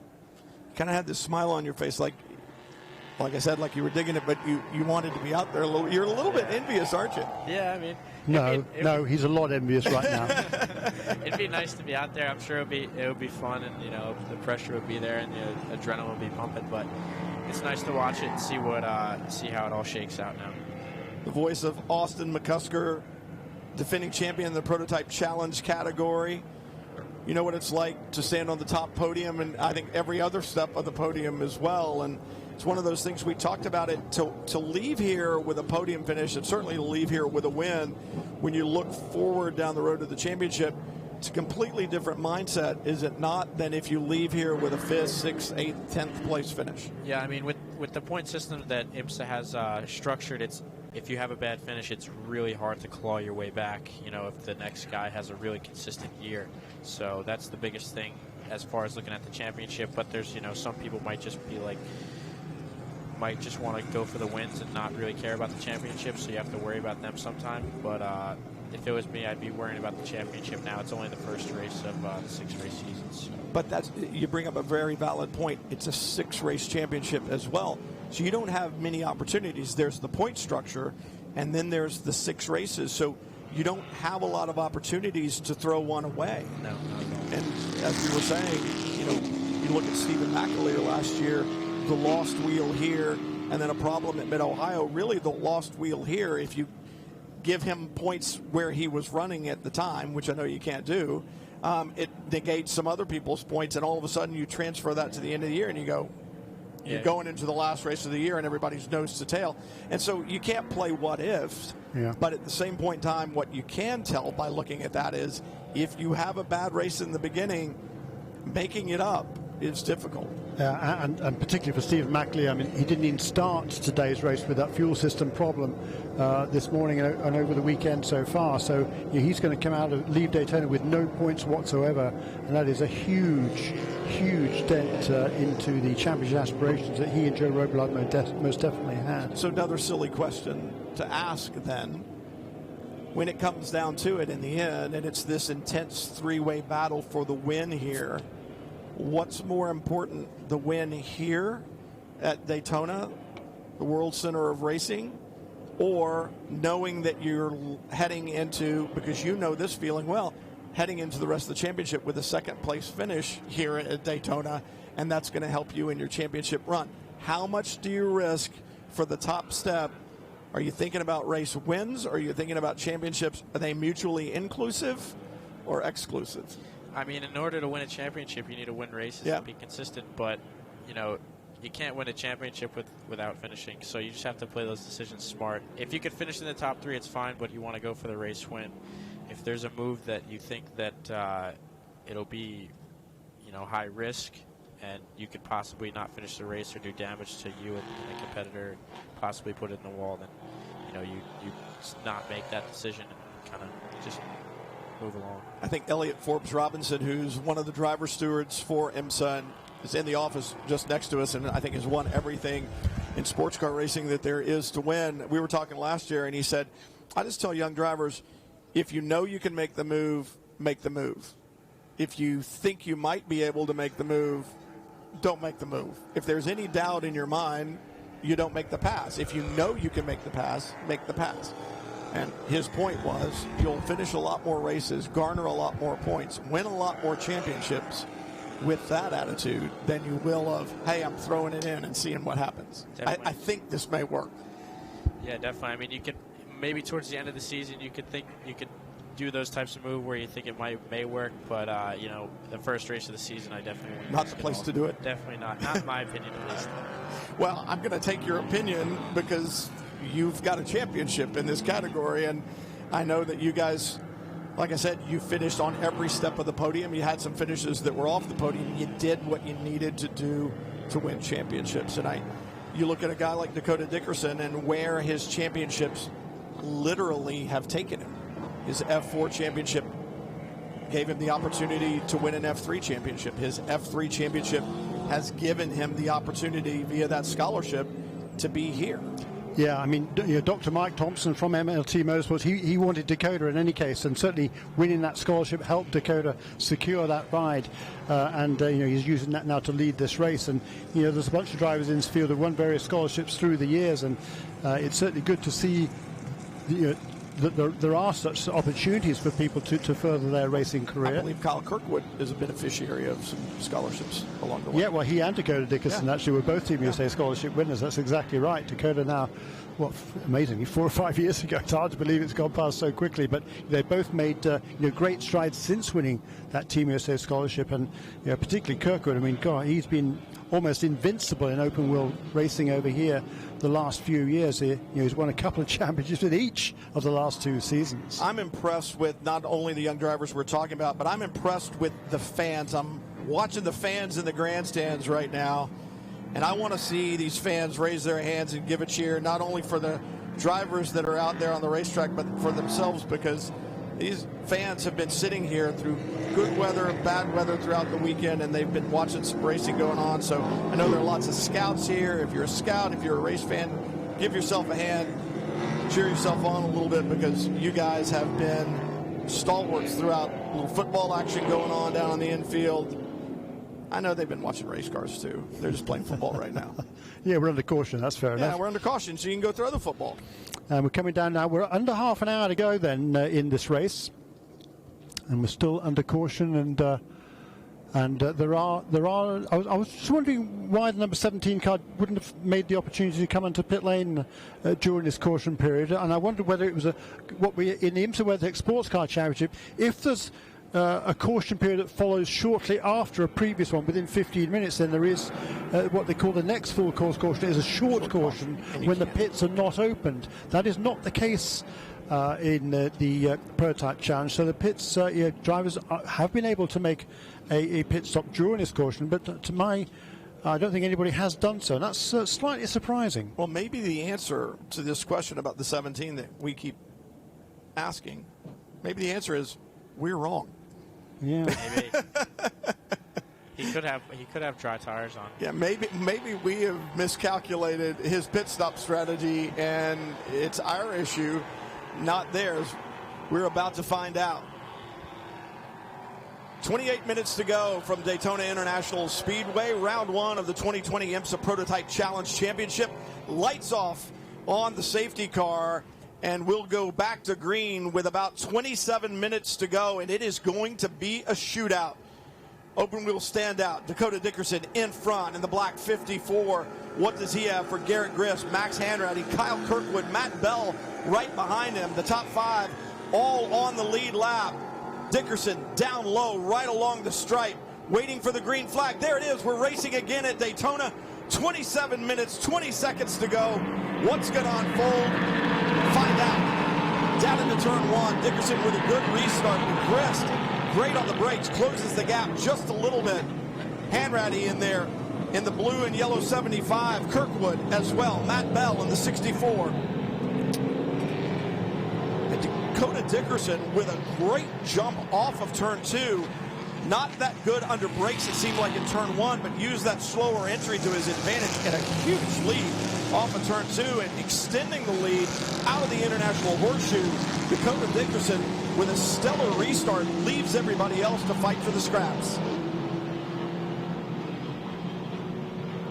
Down into the West Horseshoe now, Grist under attack from the 23. Anthony Simoni, that red 23, the white window banner, he's a lap down, not in the fight right now. Garrett Grist in the white and blue 17, just behind.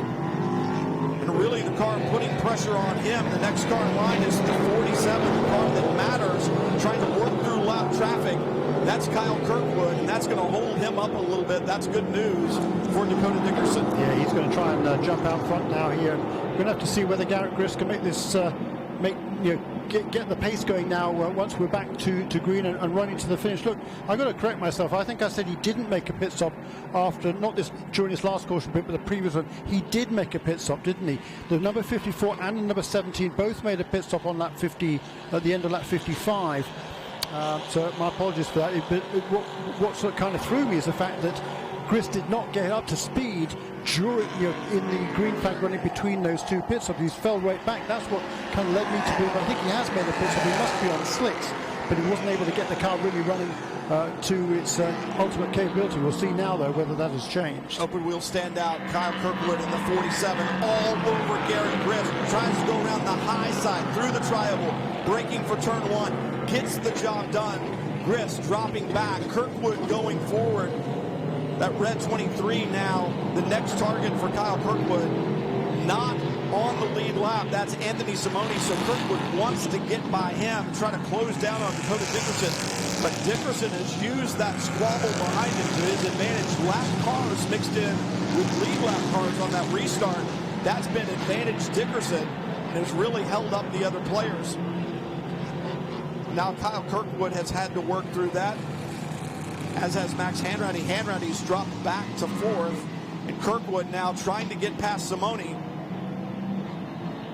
And here's the challenge. You've got those slicks on, but still you can see almost a sheen in the road down in the braking zone and around the apex into turn 6. How challenging is that for these guys right now, especially in those Michelin's being cold after that long yellow? Yeah, definitely. You got to worry about the wet spots on the circuit. And, the wet weather tires don't work so well in puddles and wet spots, so you definitely got to watch out when you're passing a competitor. But we'll see for over the 23 car to the bus stop. Yeah, it's not a battle for position because Anthony Simoni is a lap down. Kirkwood is not. Kirkwood does make that move around the inside. I think Simoni probably saw him coming, realised that Kirkwood was really going rather quickly, and so kind of let him go through without putting up too much of a fight. So now Kyle Kirkwood can kind of put his head down and see if he can reduce that deficit to Dakota Dickerson. When they came across the line last time around, it was 4.4 seconds.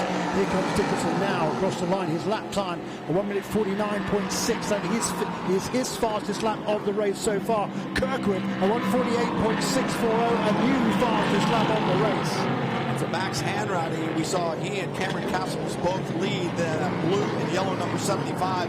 He is headed the wrong direction. He was up towards the front on the restart. Hanratty back to 5th and being passed by lap cars right now. So Max Hanratty does not have the chassis he had underneath him at the earlier stages of this race. Headed the wrong direction, leaving the battle up front to Dickerson, Kirkwood, and Bell. And really it's down to Dakota Dickerson and Kyle Kirkwood right now. Kirkwood has worked his way through lap traffic, and I think the next car in his sights is indeed Dakota Dickerson. Dickerson through turn 6 and up onto the super speedway, as you can get an idea of just how congested it is a little bit further back. There's Max Hanratty at the back of this group right here, the 35 with the door open. That's Dylan Murray, race winner last year. In that 35, the Avi Riley chassis, sharing it with Jim Cox, who he regularly drives with and won with in Michelin Pilot Challenge last year. right side door open on that car right now, and that's a problem for them if they cannot get it closed. But he just streamed past Hanratty a moment ago, not for position, because Dylan Murray down a lap, but it just shows you the pace that the 75 seems to no longer have. Yeah, that's right. And nor does Garrett Grist in number 17 car either. He's definitely falling back quite rapidly from the leaders. His last lap time for Garrett Grist, 1:54. The leaders, 1:49.6 for Dickerson, 1:48.6 for Kirkwood. They come across the line again, a new fastest lap of the race this time for Dakota Dickerson, a 1:48.586, but behind him Kirkwood goes faster again, a 1:47.699. Things heating up at Daytona in January. 21 minutes and a few seconds to go in round one of the IMSA Prototype Challenge Championship. Kyle Kirkwood, the third driver, the guest driver in that 47 from 47 Motorsports, sharing that car with regular drivers Joel Janko and Jonathan George. The guest driver marching 47 forward for Dakota Dickerson. Got to be a little bit frustrating because he knows he's in it for the championship. He and his teammate in the 54, Dean Baker, he's in it for the championship, and he's got some guest star in, putting the pressure on him, trying to bring their team to the forefront. So Dickerson right now having to focus forward, but the gap between himself and Kyle Kirkwood, two young open wheel stars, just 2.6 seconds. Yeah, cool. This is going to be an interesting battle. But certainly Kirkwood is absolutely flying out there right now. He's just got purple in Sector 1. Even in Sector 1, he was almost a full second quicker than Dakota Dickerson. Looking across the racetrack, the two leaders are just going through the bus stop, and Kirkwood clearly a lot closer than he was last time around. One of the cars just made a pit stop was number 33. Hats off to those guys. They got that car repaired. That was Lance Wills, who led the race in the early stages, was doing a fabulous job and had a spin. He brought the car into the pits, but there was damage. That car went behind the wall, but they've worked really hard to get that car back out again. Anthony Rosario is turning laps now in that number 33. Battles all around the racetrack, and they're kind of mixed up. You see 17 of Garrett Grist, the white and blue, doing battle with Max Hanratty, the blue with the yellow highlights, but they were mixed in there with the 40 of Keith Grant and the 35 of Dylan Murray, who are laps down. So it's one of those things where the battles around the racetrack are jumbled up for those lap cars, and the cars running at the back of the top five, but up front, the gap to from Kyle Kirkwood to Dakota Dickerson, under 1 second. Inside 20 minutes to go. Kirkwood on a charge, closing up to the rear wing of Dakota Dickerson. That's exactly right. And a new fast lap once again for Kyle Kirkwood. 3 laps in a row. 146.657, the new standard for Kyle Kirkwood in car number 47, the second place car. 19 minutes to go. 2 open wheel standouts. 2 young drivers trying to make a career now in racing. One focusing on open wheel. That's Kyle Kirkwood. The other using his open wheel success to move to sports cars.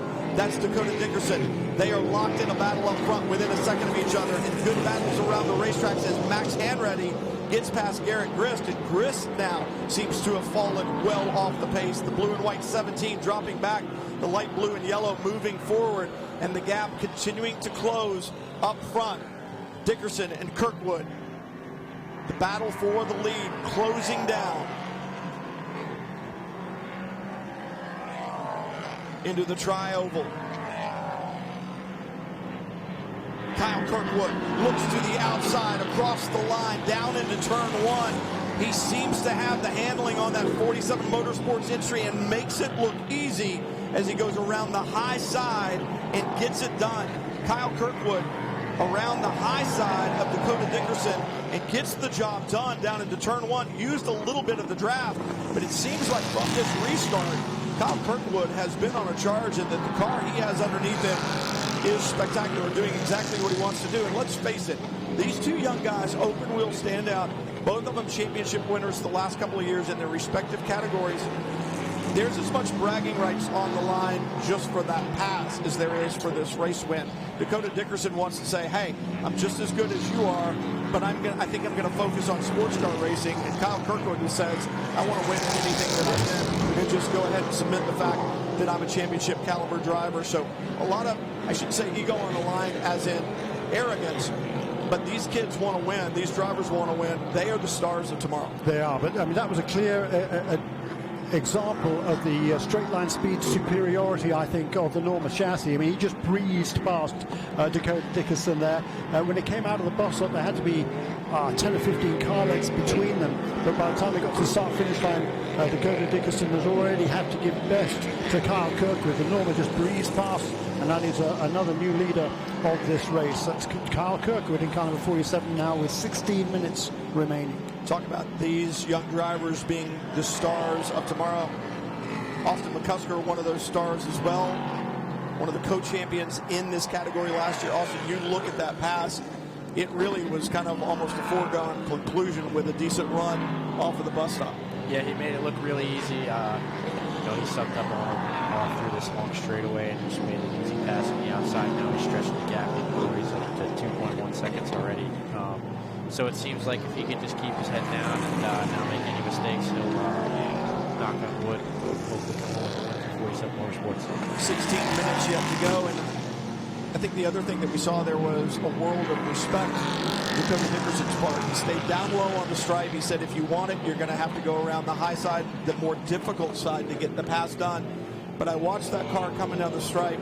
It never wavered. It never moved. When Kyle pulled out to make the pass, he didn't give him the little feint. He didn't give him the little juke. He didn't make him think. He just held his line and said, if you can do it, go ahead and do it. Yeah, definitely. Like we were talking about before, I'm sure Dakota's thinking about the championship at the end of the day. Doesn't want to make a stupid mistake and possibly hit into Kyle and take the out of the race. But how much does respect play into it in general throughout the season? There are guys, drivers that you race with, that you know you can go wheel to wheel with, are there not? And others that maybe that respect isn't quite as strong? Yeah, definitely. I mean, obviously you need the respect and want the respect, but it'll change your decision towards the end of the season and onto the next race or how that first race. You're racing that as they do, and it's obviously a lot more enjoyable when there's respect between you guys and race each other harder and harder each time. Good friend, multi-time IMSA champion, Le Mans winner, Sebring winner, Petit Le Mans winner, Johnny O'Connell always says, race me the way you want to be raced, because I'm going to race you the way that you race. And if you race each other with that respectful attitude, you see some great racing going on, and I think that's what we just saw there. It's what we've seen in this championship over the years. It's what we saw with you guys last year, you and Rodrigo Fluker, your teammate.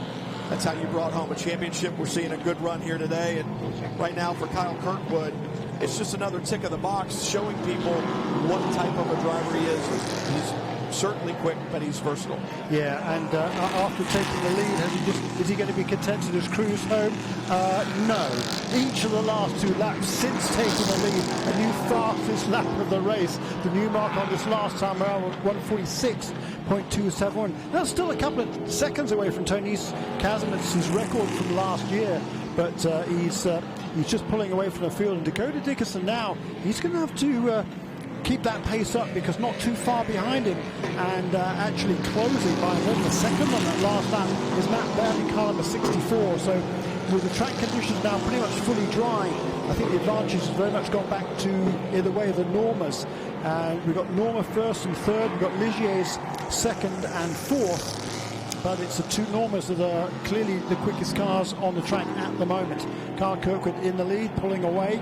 Dakota Dickerson, he's still got a 3.8 second margin over Matt Bell, but if it continues the same rate, that's going to come down before too long. 13 minutes to go. The question is, can Dakota Dickerson now hold on? We've seen full course cautions change the complexion. We've seen weather change the complexion of this race. And you wonder, with 13 minutes yet to go, are we going to see yet another change from here in Daytona? Kyle Kirkwood still out in front. Dakota Dickerson runs second. But the question is, does Matt Bell in the 64, does he have the speed to chase down Dickerson in front?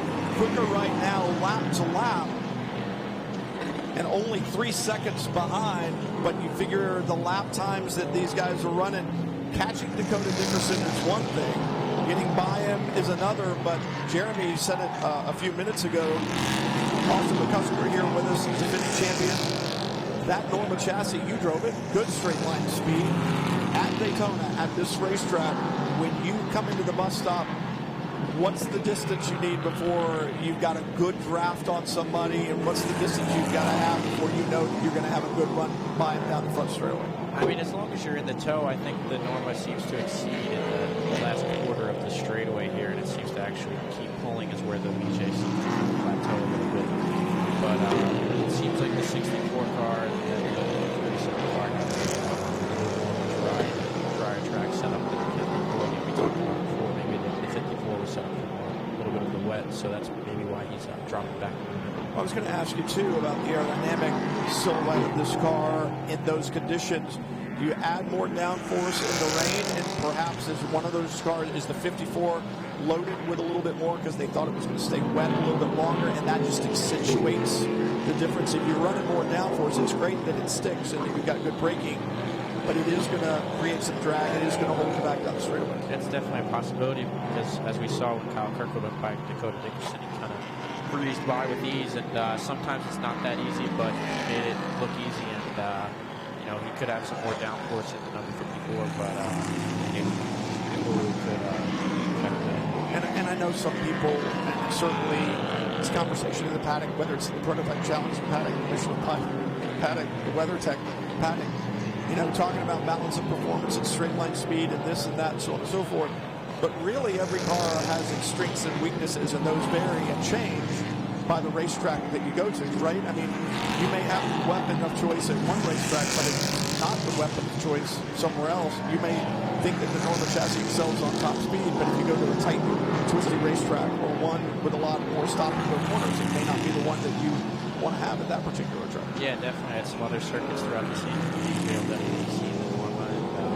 It'll be more down to the engineering and the teams to make the car the best as possible, which I'm sure that they're all great at doing. But definitely, the track's definitely affected with the long straightaway here at Daytona. No question about that.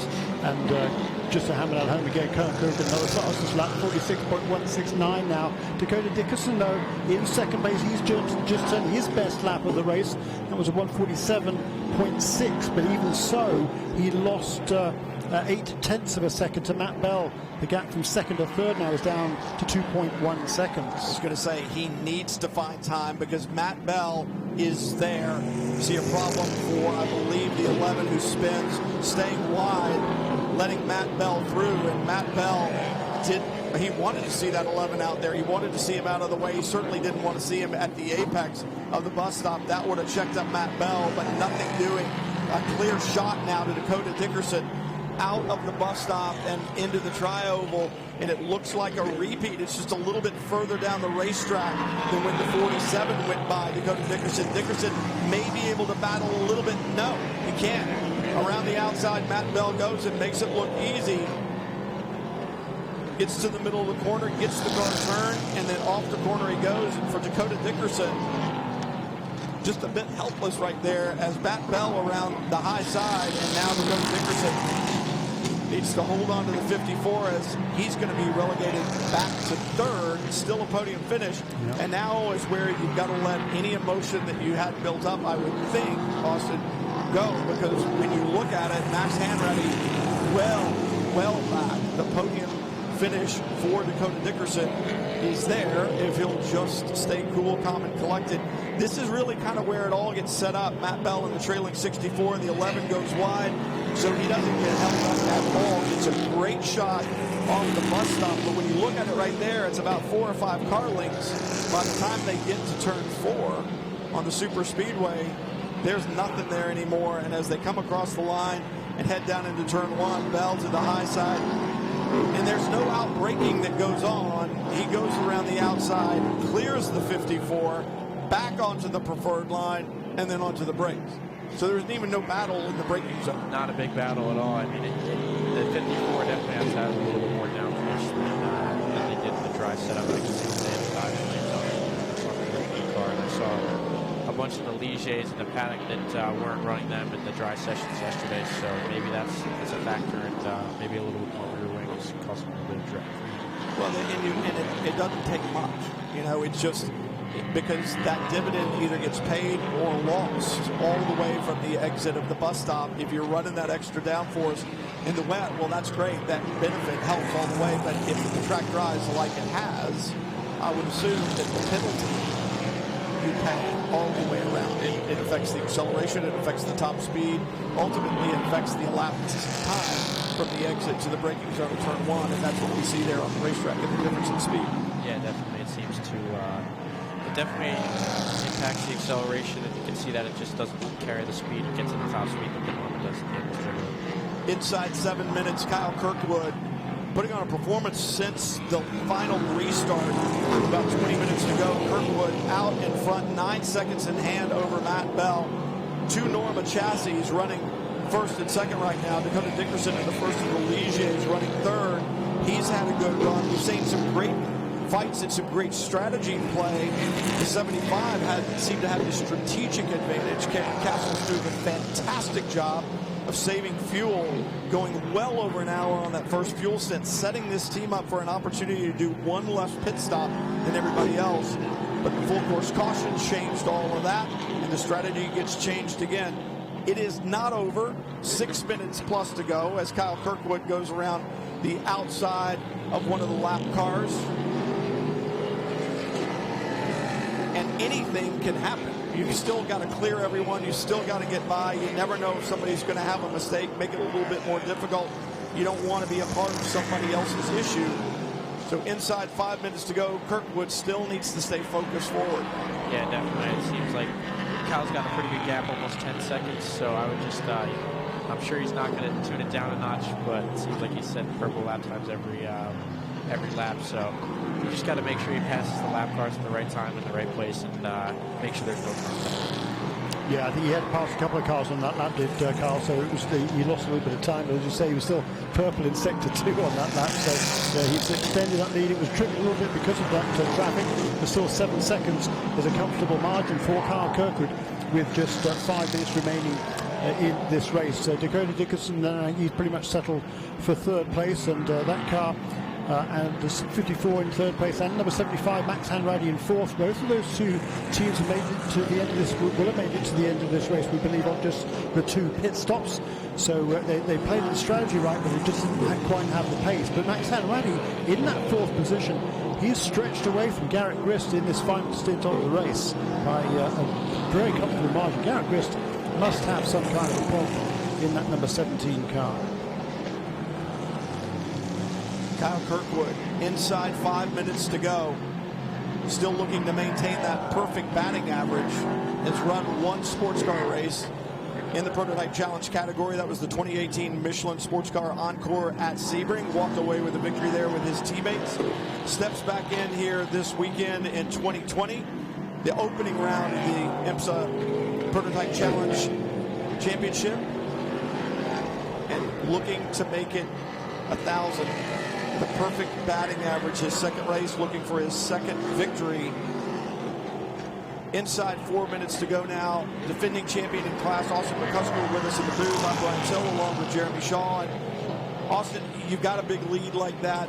Kind of run through the top 3 for me. Kyle Kirkwood's got a big lead. He knows he does. How do you stay focused on the job at hand? He still has got to get around for the next 3.5 minutes. He's got some lap traffic to get by.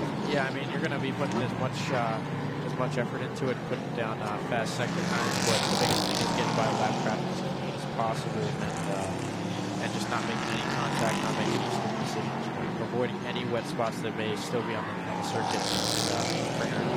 Matt Bell's in second place. He's got a car behind him that he's cleared.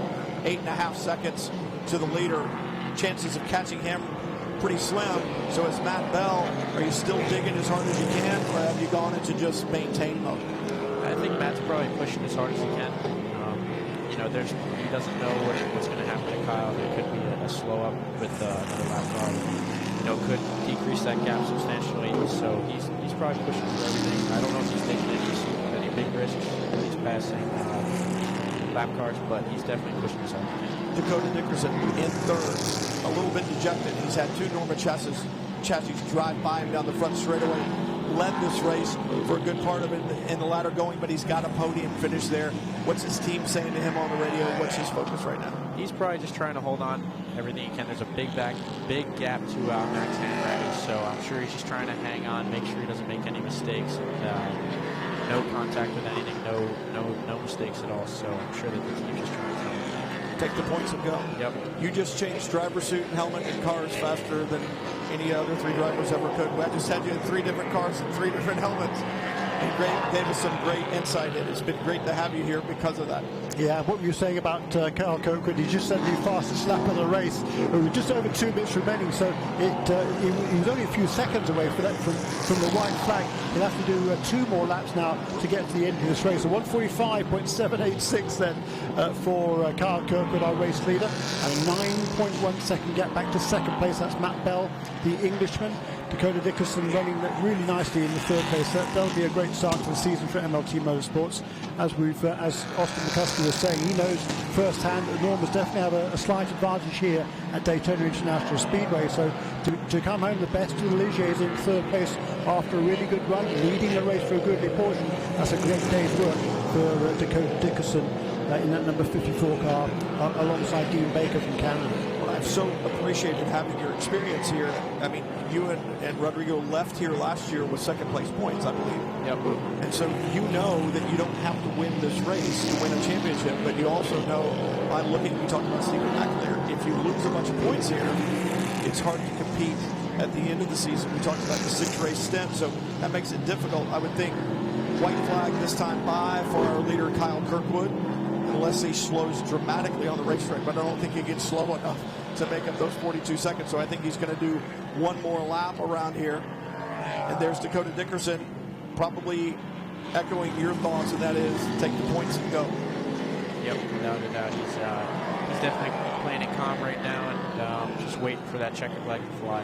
And there it is, the white flag for Kyle Kirkwood.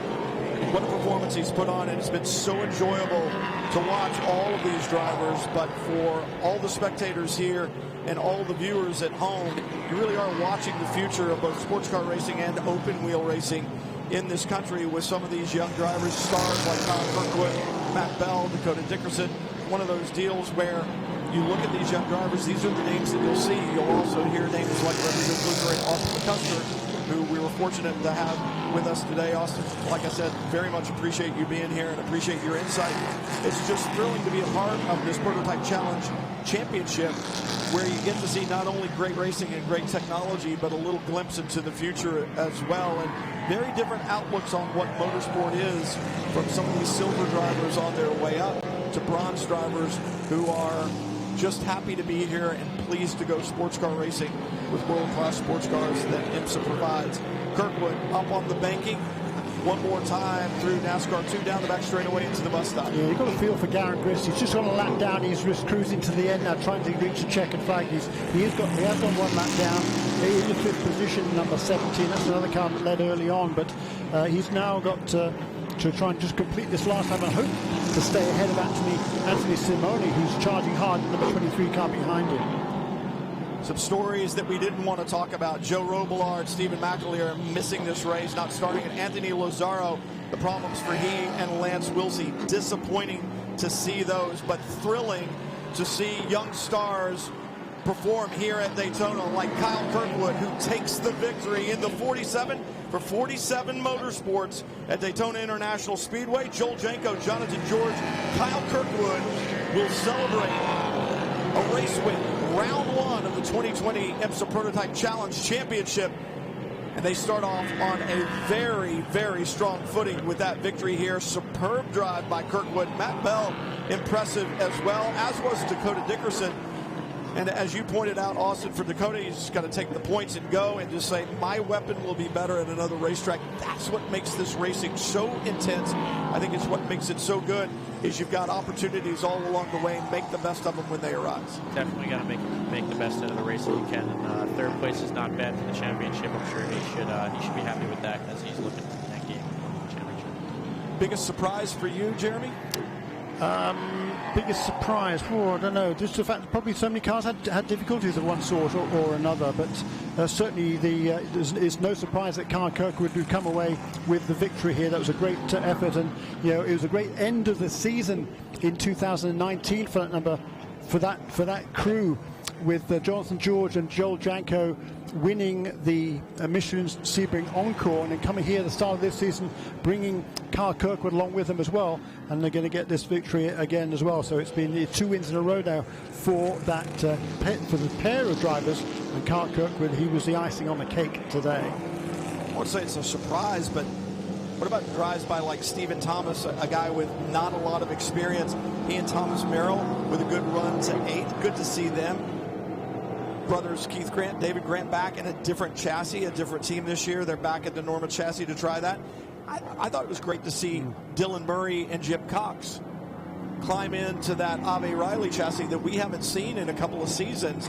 And actually, Dylan Murray had some pretty impressive runs, some pretty impressive laps there in the end, even with the door coming open on that car. So I thought that was interesting as well. Tony Kazmets showed in the 60 just how fast he still is when they got back after that restart. And I got confused with timing and scoring a little bit and thought they were battling for the lead, but impressive lap times by them. And what that sets up for me is the long view of this 2020 championship. There are going to be some great stories to tell. Yeah, it's going to be a good one, no question about it. This is a really good start to the season. We end up with 4 cars on the lead lap. Garrett Grist was able to maintain that 5th position on that final lap. He's upped his pace quite considerably actually on that last lap. Did Grist to remain clear of Anthony Simoni in 6th. Impressive stuff. And for this 47 Motorsport team, when you look at the results that they've had over the last year, and then you go and you follow Joel Janko, Jonathan George, and Tristan Nunez back at the Michelin Encore in November at Sebring. That's the team that took the victory there. And I think for Joel Janko, Jonathan George, and that team, they took that momentum here. They bring Kyle Kirkwood in, and that momentum just continues to build. It stays strong. And what do they do with that momentum? They take it to the checkered flag. Momentum's a big thing. Yeah, without a doubt. I mean, I think that that was the deciding factor of them coming to 47 Motorsports this year, and it seems like they put a great car together for them, and great lineup, and hats off to them for always putting a great car together for them. Yeah, absolutely right. And Joel Janko in that first stint, he just did exactly what he had to do. Bring the car in one piece to the first pit stop, hand it over to Jonathan George. Jonathan did turn to some fantastic laps all the way through the middle stint, and then Kyle Kirkwood brought it home. Kyle Kirkwood doing what he has not done before, and that's go to victory lane at Daytona International Speedway. He's been to victory lane plenty of times before, but this one will be special, and maybe what you're looking at is a little bit of future. Maybe he'll be an IndyCar star, but he'll come back and run the Rolex 24 and celebrate victory here in a different type of prototype. We will see. Thanks for joining us. IMSA Prototype Challenge. It's been an intense one, an intense opening round, and the very first race for the International Motorsports Association in the new year 2020. The checkered flag, the celebration, it's going to begin in victory lane here at Daytona. Thanks for joining us, everybody. For Jeremy Shaw, Austin McCusker, thanks for joining us. We'll see everybody down the road. The next race for these guys, Sebring. Don't miss it.